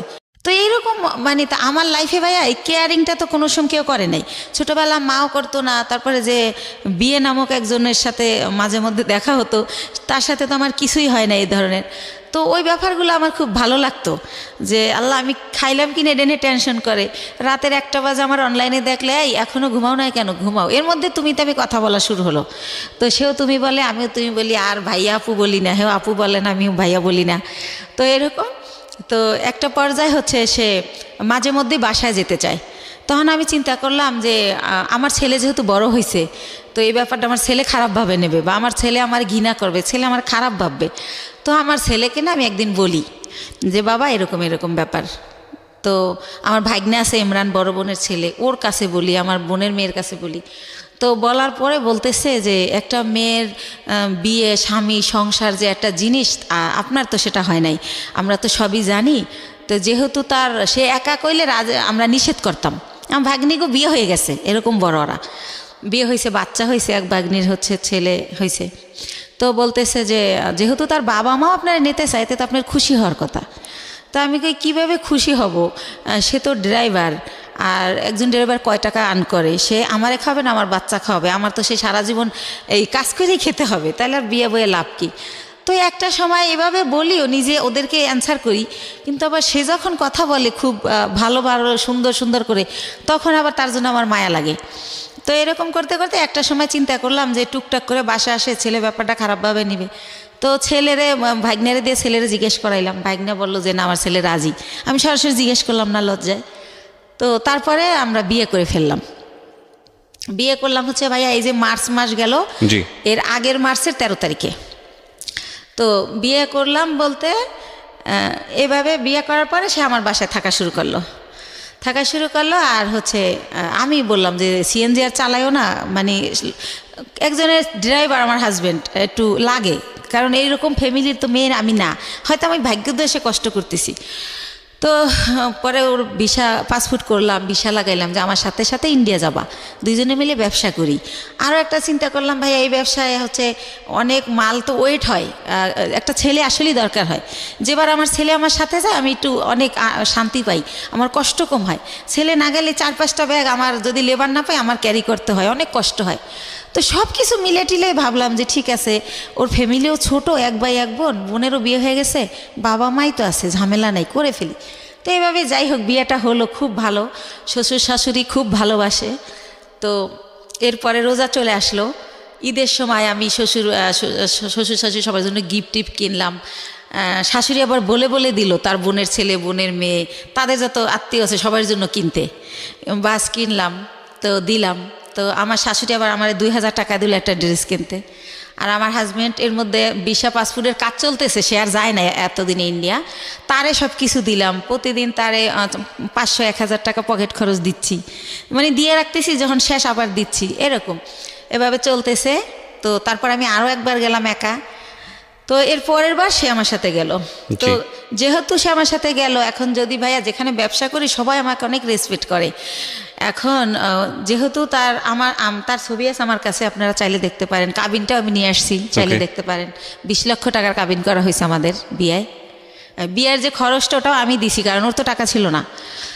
তো ওর মাই শিখাই দিছিল যে 20 লক্ষ টাকার কাবিন করবা, না হলেও যদি পরে আবার কেউ বিয়ে টিয়া করে, কম টাকার কাবিন থাকলে বেশি হলে আর করতে সাহস পাবে না। তো এইসব দেখে না মনে হয়তো ওর মা বাবা ওর চেয়ে আমার বেশি ভালোবাসে। আর যেহেতু আমি ছোটোবেলা থেকে ভালোবাসার খুব অভাবী ছিলাম, ওদের ভালোবাসাগুলো পেয়ে না আমি এত হ্যাপি হয়েছিলাম বলার মতো না। তো এইভাবে চলতে থাকে। এর মধ্যে আমার শাশুড়ি আমারে বলে যে গত বছর অক্টোবরে, যে শাহনাজের তো বিয়ে হয়েছে 5 বছর, তো ভদ্রলোকের আবার আগের ঘরে বউ বাচ্চা আছে, আমার ননদরে বিয়ে করে হচ্ছে অন্যভাবে, যাই হোক সেটা আমি বলবো না। তো যাই হোক, পরে বলে যে ওর তো অনুষ্ঠান করা হয় না, দেশের কেউ জানে না, তো এবার ডিসেম্বরে তোমার আর ওর অনুষ্ঠান একসাথে করবো আমরা। ডিসেম্বরের 26 তারিখে ডেট করছে। তো আমি বললাম আচ্ছা ঠিক আছে। আমার শরম, আমি আবার এটা বললাম যে মা আমারটা করেন না, শাহনাজেরটা করেন, যা যা করার আমি করব, টাকা পয়সা যা লাগে আমি দেবো, কিন্তু আমারটা করেন না, আমার লজ্জা লাগে। আচ্ছা। তো এটা আমি বলার পরে উনি হচ্ছে অনুষ্ঠান। তখন কি আপনার মানে জাহিদ তো আগের হাজবেন্ডের নাম? হ্যাঁ। ওর সাথে কি ডিভোর্স হয়ে গেছে নাকি? জাহিদকে ওইটা আমি বলি না ভাইয়া, জাহিদকে আমি 14 সালে ডিভোর্স দিই। 14 সালে ডিভোর্স দিয়ে দিয়েছেন? ডিভোর্স এর জন্য দেই যে আবার কখন হুট করে আইসা দাবি করে, সেজন্য আমি 14 সালে ওরে ডিভোর্স দিয়ে দিই। ওকে। তো ও কি করে যে এভাবে বলে, তো বলার পরে লিস্ট আসতে থাকে, যেহেতু বিয়ে করা গ্রামে অনুষ্ঠান করবে, এটা লাগবে সেটা লাগবে। তো আমি যখন ইন্ডিয়া যাই, আমার ননদ ফোন করে বলে যে আমার জন্য লেহেঙ্গা আনবা, আমি বিয়ের দিন পরবো। তো তার জন্য আমি অনেক সুন্দর দেখে একটা 12,000 টাকায় লেহেঙ্গা কিনে নিয়ে আসি। তারপরে যা যা বলে মোটামুটি, এবার আমার শাশুড়ি আমার লিস্ট দেয় যে আমার দাদি শাশুড়ি, আমার নানি শাশুড়ি, আমার মামা শ্বশুরের শাশুড়ি, সবার জন্য কাপড় কিনতে বলে। এটা কি তাদের এলাকার নিয়ম কিনা আমি জানি না, আমাকে কিনতে বলে, তো তাও আমি কিনি। আর এর মধ্যে ভাইয়া একটা কথা বলে রাখি, হাসান আমার বাসায় যখন যায়, সিএনজির যে কালারের জানেন তো ড্রেস, তো ওই কালারের একটা প্যান্ট থাকে নর্মাল, আর ওই সিএনজির একটা শার্ট, এইটা পরে কিন্তু আমার বাসায় যায়। কিন্তু এর মধ্যে ওরে আমি অনেক প্যান্ট শার্ট, অনেক ঘড়ি, যা বলেন মানে সুন্দর দেখানোর জন্য যা যা প্রয়োজনীয়, কমপ্লিট স্যুট, শু, মানে ওর পুরো গেট আপ টেট আপ আমি চেঞ্জ করে ফেলি। তো ওর বোন দেখে বলে আল্লাহ রে, আমার ভাইয়ারে তো রাজপুত্র বানাই ফেলাইছে আমার ভাবি, আমার ভাইয়ারে এত সুন্দর লাগে তা আগে বুঝতাম না, এভাবে সবাই বলে। তো এইভাবে চলতে থাকে। আর আমি তো ভাইয়া কষ্ট করি ঠিক আছে, কিন্তু আমার ছেলেরা তো ওইভাবে বড় হয় নাই। তো আমি ভালো বাসায় থাকি, আমার বাসায় 2টা দারোয়ান, আমার ওরকম ফ্ল্যাটে আমি থাকি হাইফাইভাবে। তো ফ্ল্যাটে যেহেতু যে বাসায় উনি এভাবে যাওয়ার পরে তারা তো সন্দেহ করবে যে এই পুরুষটা এর বাসায় ঢোকে কেন, আমার নেগেটিভভাবে নিবে। তো তাদেরকে আমি পরে বলে দেই যে ভাইয়া ওকে আমি বিয়ে করে ফেলছি, এরকম হয়। আবার আমি যখন ইন্ডিয়াও নিয়ে যাই, দেখি কানাকানি করে মালিক কর্মচারীরা যে একে, কারণ আগে তো আমি যেতাম, আমার সাথে আমার ছেলে যেত, তখন যদি ভাবে। আপনার ছেলের বয়স কত ছিল যখন ওই ভদ্রলোককে বিয়ে করলেন হাসানকে? এই তো 1.5 বছর আগে। আমার ছেলের তো 2001-এ জন্ম, 18 চলে। তো ওরা রাজি ছিল বিষয়টা নিয়ে? হ্যাঁ রাজি ছিল, যে হাসানকে তারা বাবা হিসেবে নিতে চাচ্ছে বা এরকম। বাবা বলে না, আঙ্কেল ডাকে, কিন্তু আপনার হাজবেন্ড হিসেবে অনুমতি দিছে। আচ্ছা ঠিক আছে, ওকে। তো কি করে না, অনুমতি না দিলে তো আমি করতেই পারতাম না, করতামই না, সত্য কথা যেটা, আমার সন্তান সবার আগে। তো তারপরে আমি দেখি ওরা কানাখোসা করে, তখন আমি ভাবি যে আমার সম্মানটা তো নষ্ট হয়ে যাবে। তো তখন আমি মালিককে ডেকে বলি যে ভাইয়া কানাখোসা করার কিছুই নাই, ও আমার কোনো বয়ফ্রেন্ড না বা কোনো অন্যরকম কিছু না। ভারতে আবার অনেক মেয়েরা কি করে ভাইয়া, অন্য একটা ছেলের সাথে চলে যায়, তো এরকম একটা প্রবাদ আছে। তখন আমি বলি ভাইয়া আমি তো রিসেন্টলি বিয়ে করে ফেলছি, ও আমার হাজব্যান্ড। এভাবে ইচ্ছা করে সবাইকে আমি বলে দিই। তো সবাই বলে না ভালোই হয়েছে, ছেলেটা ভালো। তো যাই হোক এভাবে চলতে থাকে। তো ডিসেম্বর মাসে আমি তো ওই অনুষ্ঠান করব না, কারণ ওই হলুদ দেবে কি করবে না করবে, আমি বাচ্চা কাচ্চার মা, আমার এটি ভালো লাগে না। তো আমি বলি যে মা আমি সব দেবো, কিন্তু আমি যাব না। তো সব কেনাকাটা করে দেই। ওর বোন জামাই আমাকে লিস্ট ধরাই দেয় যে সে হচ্ছে গরু কিনে দেবে, আর মুরগি হতে যত বাজার এই টাকাগুলো আমি দেব। তো এই কথায় কথায় আমি হাসানকে বলে ফেলি যে হচ্ছে আমি এত টাকা কই থেকে দেবো, তাহলে তো আমার ব্যবসার পুঁজি থাকবে না। তখন হাসান বলে যে তুমি দিতে পারবে না, তাদেরকে বইলে দিতে, আমারে বলো কেন? তখন আমি বলি তুমি আমার হাজবেন্ড, আমার ভালো মন্দ তো তোমার দেখার দায়িত্ব, তুমি এখানে থাকো খাও, আমরা একসাথে না, তো তোমাকেই তো বলবো। তখন একটা পর্যায়ে ও আমাকে বলে যে তোমার তো অনেক আছে আমি যতদূর জানি, তো এখানে কত দেওয়া লাগবে, হয়তো 50,000 বা 1 লাখ টাকা লাগবে খাওয়ানে, এটা দিতে বা তোমার অসুবিধে কি? এই প্রথম আর থেকে আমি একটা কষ্ট পেলাম। তখন আমি একদিনকে কথায় কথায় আমি বলি যে মা, আমার নিজের মায়ের আদর আমি পাইলাম না, তোমারে তো মা বলেই জানি, মাই ডাকি, সে আমার একটা অনেকভাবে হাট করে, সেই কথাই বলি, মাই জানতাম এতদিন, কখন যে তুমি শাশুড়ি হয়ে গেলা বুঝতেই পারলাম না। এই কথাটা আমি বলি। বলার পরে বলে কি যে সত্য কথা বলে সবার কাছেই খারাপ লাগে, সেইভাবে রেগে রেগে বলে। তখন বলে এই শোনো, তুমি আমার ছেলেকে ইটালি পাঠায় দাও। মানে শাশুড়ি বলে? আমার শাশুড়ি বলে। আমার ছেলে এই বিষয়গুলো কি আপনি আপনার হাজবেন্ডের সঙ্গে শেয়ার করতেন যে আমার শাশুড়ি এগুলো বলে, এই কথাগুলো তোমার কথা কিনা? হ্যাঁ, শেয়ার করতাম। তখন হাসান কি বলতো? সে অস্বীকার যাইতো, সে বলতো আমি বলি নেই। তো তারপরে একটা সময় আমি চিন্তা করলাম যে ঠিক আছে, আমার এক বোন থাকে ইতালিতে, তো চিন্তা করলাম যাবো, ভাই ইটালি যাওয়ার অনেক খরচ, তাহলে আমার জমি বিক্রি করে দিতে হয়, তাছাড়া তো আমার টাকা নাই। তো আমি হাসানকে বললাম দেখো, আমি 45,000 টাকায় জমি কিনছিলাম, রেজিস্ট্রি নিয়ে 60,000 পড়ছিল, সেই জমির দাম এখন 20 লাখ টাকা উঠে গেছে। তো এই জমি যদি এখন আবার আমি বেশি, আমার বোন কিনবে, বাইরে বেচতে দিবে না, তা আমার হয়তো 10-12 লাখ বেচতে পারবো, তাহলে তো আমার সঞ্চয় শেষ। তারপর দেখা গেল আমি কোনো কারণে যেতে পারলাম না, তাহলে তো আমার কিছুই রইলো না।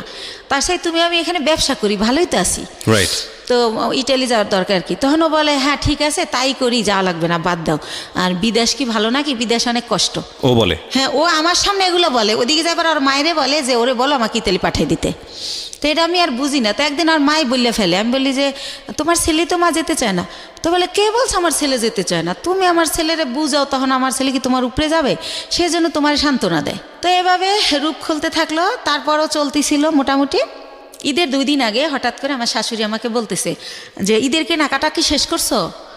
তো এর মধ্যে একটা কথা ফেলে গেছি, যেহেতু ভাইয়া ডিসেম্বরে ফেলে যায়নি ঠিক, সবাই আমি দিলাম সব কিছু, ইভেন শীত, দেশে মেহমান গেলে কই ঘুমাবে, সেজন্য আমি ইন্ডিয়া থেকে কম্বল আইনে দিলাম, ঠিক আছে, বড় বড় কম্বল, তো সব কিছুই তো দিলাম। তারপরে তারা আমার কিছু দিল না, তাইলে এখন ঈদে আমি তার সব ফ্যামিলিরে কেন দিব? আর আমার কাছে অত টাকাও নাই, যেটা সত্য কথা। তো তখন আমি এবার ঈদে তাদের জন্য কোনো কেনাকাটা করি না, এই একটা কারণ। আর শ্বশুর শাশুড়িকে শুধু দেব। কিন্তু 22 রোজায় আমার শাশুড়ি আমাকে ফোন দিয়ে অনর্থক কথা শোনায়, অনেক গালাগালি করে। তখন আমি বলি মা এভাবে কথা বলতেছো কেন? তারপরে ভাইয়া ঈদের দিন সে সকালবেলা মার কাছে গেল আমার বাসা থেকে, যাওয়ার পরে সন্ধ্যাবেলা ওর বাসায় গেল, যায় বলতেছে যে আমি একটা ছেলে, আমার জীবনটাই ব্যর্থা, সিএনজি চালাইতাম তাই ভালো ছিল, একটা ঈদ গেল আমি বাবা মারে কিছু দিতে পারলাম না, এভাবে বলতেছে। সংসারের খরচ থেকে ও দিত? না, ও কই থেকে খরচ দিবে? ও জাস্ট একবার আমার সাথে ইন্ডিয়া গেছে, একবার আমার মালের সাথে ইন্ডিয়া গেছে, এই আমারে কোনো টাকা দিত না। আচ্ছা, আমার খরচই চলতো, ও আমার ওখানে থাকতো খাইতো সবকিছু। উল্টো আরো ওর মার ওষুধ লাগবে, 2,000 টাকা পাঠাও। ওর মা আবার বললো কি তোমার শ্বশুর একটু পর চা খায়, আমি লাকড়ির চুলা জ্বালাইতে পারি না। তারপরে আমি সিলিন্ডার গ্যাস কিনতে বললাম যে মা কত টাকা লাগবে? বললো যে 5,000। তো আমি ঢাকা জিজ্ঞেস করে দেখলাম 3,000, কিন্তু শাশুড়ি বললো 5,000। তো আমি 5,000 টাকা পাঠাই দিলাম। এরকমের যখন যা চায় আমি দিচ্ছি, কিন্তু তার ছেলে করতেছে না, বাট আমি যা লাগতেছে সবই দিচ্ছি, কোনো করতেছি না, যেহেতু আমি বলছি যে গাড়ি চালাইও না, সেজন্য। তো এভাবে চলতেছে। তো ঈদের 2 দিন পরে হাসান আমাকে বলল শোনো তোমার একটা কথা বলি, তুমি যেহেতু 5 লাখ টাকা দিতেছো না, তাহলে যতদিন আমার এই চাকরিটা না হয় ততদিন আমি তোমার বাসায় আসতে পারবো না, এটা নিয়ে তুমি কোনো ঝামেলা করবা না। তাই আমি বললাম বাসা আসবা না, থাকবা কোথায়? কয় শাহনাজের বাসায়। আমি শাহনাজের বাসায় তো 2টা রুম, একটা মায় থাকে, মুক্তা থাকে, আর একটা ওরা জামাইয়েরও থাকে, তুমি কোথায় থাকবে? কয় মার সাথেই থাকবো। তো এরপরে ভাইয়া কি হয়, রাতে থাকে না, আসে 1,000 টাকা 500 টাকা চায়, দেই আবার চলে যায়। ও ট্রেনিংয়ে যাইতে নাকি লাগে, লাঞ্চ করতে লাগে, ট্রেনিং করায়, কোথায় আগারগাঁও কোথায় সেটা বলে। তো আপনি সংসারের খরচ চাইতেন না? এটা তো তার দায়িত্ব, মানে সংসারটাকে ভরণ পোষণ করার। কার? তা আপনার হাজবেন্ডের। হ্যাঁ দায়িত্ব তো, কিন্তু সে তো কিছু করতেছে না। এই যে সে বলতেছে যে জব, সে তো সিএনজি চালাতো, কিন্তু সিএনজি তার মাই আমাকে বলছে ওরে চালাতে দিও না, ঠিক আছে? তখন কি অফ ছিল সিএনজি? হ্যাঁ অফ ছিল, তখন আর চালাতো না, বসেছিল।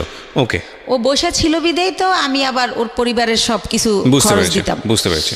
তো এভাবে হচ্ছে বলতেছে, আর ওই মাঝে মাঝে যায় আর চলে আসে, যায় চলে আসে, 10-15 মিনিট 20 মিনিট এভাবে থাকে। তো হঠাৎ করে কি হলো, ও গত মাসের 26 তারিখে আমাকে স্টেট কার্ড বইলে দিল যে দেখো আমার পরিবার চাচ্ছে না তোমার সাথে সংসার করি, তো তোমার সাথে আমার আর সংসারটা করা হবে না। ওকে। ও আরও বেকার থাকার আরেকটা কারণ ভাইয়া, যেটা হয় গত ঈদের 4-5 দিন পরে ওই যে ওই মেয়েটা শানু, ও আমার থেকে টাকা নিয়ে নিয়ে ওই মেয়েটাকে বাজার করে দেয়, ওই মেয়েটার ঘর ভাড়া দেয়। তো ওই ব্যাপারগুলো জানতে পারি, শানুই আমাকে বলে যে আপনি আটকায় রাখলেন না, ও তো আমারে কালো বাজার দিয়ে গেছে। তো এই ব্যাপারটা ওর মার সাথে আমি শেয়ার করি যে মা, ও আমার কাছে দিয়ে টাকা নিয়ে যদি তোমাদের দেয় আমার দুঃখ নাই, কিন্তু ওনা শানুরে দেয়। তখন বলে যে তুমি কালকে বাসায় এসো। তো ওনাদের বাসায় যাই, তখন ওর বাবা মা ওর মাথায় কোরআন শরীফ দেয়, কোরআন শরীফ মেইলা যে তুই কোরআন শরীফ শিয়া কয়া, শানুর বাসা আর কোনো দিন যাবি না। তখন ও এটা বলার পরে আমরা বাসায় চলে আসি। আসার পর ও বলে কাজটা তুমি ঠিক করলা না, এই কথাটা তুমি যদি বাবা মাকে না বলতা তারা আমার এই কোরআন শরীফ নেওয়া হইতো না। তো আল্লাহর এমন হুকুম, কী করে, আমার ঈদের নতুন ড্রেস পরেই তার পরের দিনই সেই মেয়েটার বাসায় যায়। তখন ও ধরা খায় যায় যে ওখানে গেছে। তো যেদিন ধরা খায় তার পরে 2 দিন পরে ও দেখি যে প্যান্ট পরে না, দোকানে গেলে ও প্যান্ট পরে যেতে, এখন লুঙ্গি পরে যায়। তো কি হয়েছে, তো বলে যে আমার গোডা উঠছে। এরকম পরে ভাই আস্তে আস্তে আল্লাহর কি জানি না আমি, ওইটা ওর হচ্ছে পুরা ইয়াটা একদম গা হয়ে যায়, পছন্দ হয়ে যায় একেবারে। তো পছন্দ হয়ে যায়, এখনও ছোটো বাচ্চার মতো খাটে শুয়ে থাকে সোজা হইয়া, ওই একেবারে উলঙ্গ অবস্থায়, কাপড় পরতে পারে না। আর আমি সবসময় দরজা আটকায় রাখি, আমি বেরোইলেও আটকাই দিই, আবার ঢুকলেও আটকাই দিই, এইভাবে থাকে। তো এইভাবে ও 3 মাস ভোগে ভাইয়া। তো এইভাবে ওরা আমি কীভাবে ডাক্তারের কাছে নেব, তো আমি ছবি তুলে চর্ম বিশেষজ্ঞ, যৌন বিশেষজ্ঞরে দেখাই মেডিসিন নেই। তো যখন একটু ভালো হয় তারপর ওরা সরাসরি নিয়ে ডক্টর দেখাই। তো এইভাবে 3 মাস ভোগে তখন। তো ওই সময় আর বাপ মা আমাকে অজুহাত দেয় যে ওই মেয়েটার কাছে কোরআন নেওয়ার পরেও গেছে, এই জন্য আল্লাহ ওর এই পাপের শাস্তি এটা দিছে। তাই তুমি যদি ওরা গাড়ি চালাইতে না দাও, ও আর তাহলে আর ওই মেয়েটার কাছে যাওয়ার সুযোগ পাবে না, সবসময় তোমার সাথেই থাকবে, তাই তুমি আর গাড়ি চালান বন্ধ করে দাও। তো তারা এটা বলে। তো সব কিছু মিলেই ও বেকার থাকে, এই অসুস্থতার কারণে থাকতে হয়, এভাবে থাকে। তো যাই হোক, এখন যেটা মূল ঘটনায় আসতেছি, ও কি করলো, আমার এই 1.5 বছরের মধ্যে আমি এই ফার্স্ট ওই দিন ওরে অনেক কিছু বলে ফেলি। বলার পরে ও আমাকে ফোন দিয়ে যে লাউড দিয়েছে আমি সেটা জানি না, লাউড দিয়া বলে যে হ্যাঁ কি বলবো বলো। তারপর আমি ওর মা যে যা বলছে যে ইটালি পাঠানোর লেগে চাপ দিয়েছে এই সেই। তারপরে ও কি করলো, আসলো আপনার বাসায়? ও আর আসেই নাই, এই পর্যন্ত আর আসেই নাই। ও ওই দিনকা ওর মা যখন বলার পর ও আমাকে ফোনে অনেক খারাপ, ওর মা বোন শিখাই দিয়েছে, আর ও আমাকে বাজেভাবে গালি দেয়, অনেক গালি দেয়। আমার বাবা মা তুলে অনেক গালি দেয়, গালি টালি দিয়ে বলে যে আমি যাব না, তোরে আর রাখবো না, তুই যা পারিস করিস না। আমরা এই জিনিসগুলো পারিবারিক কোন্দল, এগুলা নিয়ে কে কি বলেছে না বলেছে এত ইনডিটেইলে যেতে চাই না। আমি ইন্টারাপ্ট করছি আপনাকে। সেটা হচ্ছে যে আপনি আমাকে বলেন যে আপনি ভদ্রলোককে বিয়ে করেছিলেন কত বছর হলো? এই তো 1 বছর 3 মাস। 1 বছর 3 মাস। 1 বছর 3 মাসের মধ্যে আপনার সংসারে কোনো খরপোশনি দেয়নি, উল্টো আপনি ওনাকে এস্টাবলিশ করার চেষ্টা করেছেন। ওকে, এখন লাস্ট পর্যায়ে কি দাঁড়িয়েছে? উনি কি আপনার সঙ্গে আছেন নাকি আপনারা সেপারেট হয়ে গেছেন? না, এই যে 28 তারিখ আমার লাস্ট কথা হয়েছে, এরপরে আর এই পর্যন্ত কোনো যোগাযোগ সে আমার সাথে করে নাই। তার মা তার সিম ভেঙে ফেলছে, এখন আমি তারে ফোনে পাই না। তাহলে কি পেলেন? 1 বছর 3 মাসের শিক্ষাটা কি পেলেন, আর পুরো জীবন জুড়ে এই বৈবাহিক জীবনের শিক্ষাটা কি পেলেন? আপনি তো আজকের এই গল্পটাই বলতে এসেছেন। সবকিছু মিলিয়ে আপনি আমাকে এটা বলেন যে রেডিওতে এই গল্পটা আপনি কেন বললেন? আমি একটা মেসেজ পেয়েছি, সেটা আমি আমার মতো করে বলবো, বাট আপনি কেন আসলেন? আমি আসছি ভাইয়া যে আমি যদি আমার বাবা মা যদি যখন জানছিল যে ওই লোকটা আসলে জামাই হিসাবে না, তখনও যদি আমাকে বাদ দিত তাহলে তো আমার বেবিও হতো না। তারপরে যেহেতু আমার ভাই বোন সব এস্টাবলিশ, তাদের অনেক কিছু আছে, তারা বাইরে দেয়, কিন্তু আমি আমার বাচ্চা 2টা নিয়ে এত কষ্ট করি, এটা তারা চোখেই দেখে না। তাহলে এরকম যদি হয় ঘরে ঘরে যে কোনো ভাই বোন এক ভাই বোনকে হেল্প করবে না, তাহলে কেমনে হবে? তারপরে জীবনের প্রথম পার্টটা নিয়ে আমি শুধু এতটুকুই বলতে পারি যে আপনি অনেক দুর্ভাগ্যবান, এবং আপনার ফ্যামিলি আপনার প্রতি যেটা করেছে সেটা ভয়াবহ রকমের অবিবেচকের মতো কাজ করেছে। আপনার বাবা বেঁচে আছেন? জি, বেঁচে আছেন। তো আপনার বাবা এই যে বড়টা ভুলটা করেছে সেই ব্যাপারে কি বলে? আমার বাবা যখন জানে ওর ওই ব্যাপারটা, তখন আমার বাবা আর দিতে চায় না আমাকে, কিন্তু আমার বড় বোন আর আমার মা এটা জোর করে। আর আমার পরিবারে আমার মাই সব, আমার বাবার কোনো কথা থাকে না, মানে মা যেটা বলে ওইটা রাইট। আমার বাবা অনেক সহজ সরল, অনেক নরম। তাহলে এখানে আমার বাবা তো মনে করেন আজকে প্রায় 10 বছর সে কিছু করে না, রিটায়ার্ড। আচ্ছা, সে বেকার, তার তো কোনো দাম নাই। সেদিক থেকে তার ইকোনমিক সলভেন্সি যেহেতু নাই, তার কথার পাওয়ারও সেরকম নাই। এটা একটা মারাত্মক রকমের সমস্যা আমাদের সোসাইটিতে। অর্থের জোর সবচেয়ে বড় জোর। তো কিছুই বলার নেই আসলে। আমি আপনার মাকেও সম্মান জানাতে চাই, পরিবারের সবাইকে সম্মান জানিয়ে বলছি যে পরিবারের সদস্য যখন একজন খারাপ থাকে তখন বাকি সবারই পাশে দাঁড়ানো উচিত, এবং সেটা না দাঁড়ালে যেটা হয় যে উনি যখন পিছিয়ে পড়েন তখন পুরো পরিবারটাই আসলে পিছিয়ে পড়ে, হাজার হলেও সে আপনাদের বোন।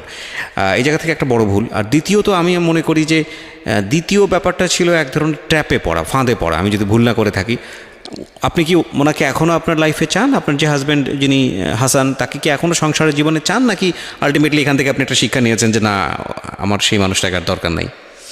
কি বলবেন? শিক্ষা নিয়েছি, কিন্তু তারপরেও চাই, কারণ ভালো তো বাসি। একটা পুরুষকে যদি ভালোবাসার ওকেই বেসেছিলাম, বা ও ভালোবাসা যদি পাই, হয়তো খাওয়ান পরন দেয় নাই, কিন্তু সে ভালোবাসাটা মোর কাছে পেয়েছিলাম, সে কারণে ওকে পেতে চাই, কিন্তু জানি না হয়তো পাবো না। পুরো গল্পটা আমি খুব চুপ করে শুনছিলাম। আমি ভাবছিলাম আসলে গল্পের মেসেজটা আসলে কোথায়। মেসেজ আসলে সেই অর্থে নাই আজকের এই গল্পে। তবে একটা জায়গায় যদি একটু থামার চেষ্টা করি, আমরা যদি পজিটিভলি দেখি, সেটা হলো যে এই ভদ্রমহিলা একটা সময় পর্যন্ত নিজে দাঁড়ানোর চেষ্টা করেছেন, যেভাবেই হোক না কেন গায়ে গতরে খেটে পরিশ্রম করে তিনি চেষ্টা করেছেন সংসারটাকে দাঁড় করানোর। সেখানে এসে একটা ভুল আমি বলবো, যে ভুলটা হচ্ছে এই বয়সে এসে প্রেমে পড়া, ভালোবাসায় পড়া, এবং সেই মানুষটাকে নিজের জীবনে এমনভাবে জায়গা দেওয়া যে, আপনার বয়স কত বলছিলেন? 35 বছরের জীবনে এসে 16 বছর বা 18 বছর মানুষের যে ভুলগুলো করে, সেই ভুলগুলো করে নিজের জীবনে একটা অনেক বড় কষ্ট পাওয়া। আমি বরং বলবো যে এই জায়গাটা একটু শক্ত হলেই বরং ভালো হতো, যে সেকেন্ড থটটা না দেয়া নিজের জীবনে। কিন্তু এটাও তো ঠিক যে তিনি তো সারা জীবন জুড়ে কারো ভালোবাসা পাননি। সে অর্থে একটা মানুষ যখন কায়া হোক ছায়া হোক যাই হোক না কেন সামনে এসে দাঁড়িয়েছে, সেই জায়গাটি থেকে তার ভুল হওয়াটা স্বাভাবিক, যে আসলে সঠিক মানুষটি সে চিনতে পেরেছে কি পারেনি। আমার মনে হয় আর একটু সময় নেওয়া উচিত ছিল। ভালোবাসাগুলো আসলে এরকমই। তবে এটা ঠিক যে জীবনে কাউকে রিসিভ করার আগে ভালোবাসতে গিয়ে আসলে কোনো লজিক খাটে না, মন থেকে চলে আসে সেটা। এবং সেজন্যই বুড়োরা ইয়াংদের প্রেমে পড়ে, ইয়াংরা বুড়োদের প্রেমে পড়ে। যেখানে প্রেমে পড়া উচিত নাই সেখানে প্রেম চলে আসে। সেগুলো হয়তো বা খুবই ন্যাচারাল, কিন্তু এই ন্যাচারাল জিনিসটাকে জীবনে লজিস্টিক ফ্রেমে যখন মানুষ বাঁধতে চায়, মানে বিশেষ করে বিয়ের জায়গাটিতে, তখনই হলো চিন্তার বিষয়। সেই জায়গাটি আসলে শুধু ইমোশন দিয়ে চিন্তা করাটা একটা বোকামো, এবং সে বোকামোটা যে কোনো লেভেলে জীবনের যে কোনো জায়গাতে হতে পারে। আপনার জীবনের পজিটিভ দিক হচ্ছে আপনি গায়ে গতরে খেটে নিজেকে স্টাবলিশ করতে পারেন, সেটা আপনি প্রুভ করেছেন। সুতরাং আপনার উপর আমরা বিশ্বাস রাখতে পারি যে আপনি এই জায়গাটা থেকে বের হয়ে আসতে পারবেন, এবং বের হয়ে আসার মতো অবলম্বন আপনার আছে, বিশেষ করে আপনার 2 সন্তান। সুতরাং সেদিক থেকেও আপনি অনেক বেশি ব্লেসড। সো প্রিয় শ্রোতা, আজকের এই জীবন গল্প একটা পরিশ্রমী মানুষের জীবনের গল্প, যে পরিবার থেকে কোনো সাহায্য পায়নি, সংসার জীবনে সুখী হতে পারেনি, একজন পাগলকে বিয়ে করে পুরো জীবনটাই এক অর্থে অন্যরকম স্রোতে ভেসে যাওয়া মানুষ, এবং তারপরে যখন সুখের দিন এসছে তখন ভালোবেসে ভুল করা একজন মানুষ। তারপরেও আমরা সম্ভাবনা দেখি। জীবন আসলে এরকমই। নাটকের মোড় আসলে গুড একটা ফিনিশিং এনে দেয়, কিন্তু জীবনের মোড় সেই গুড ফিনিশিংয়ের কোনো ধার ধারে না। এই জন্যই আমরা বলি জীবন নাটকের চেয়েও অনেক নাটকীয়। ভালো থাকুন, শুভরাত্রি।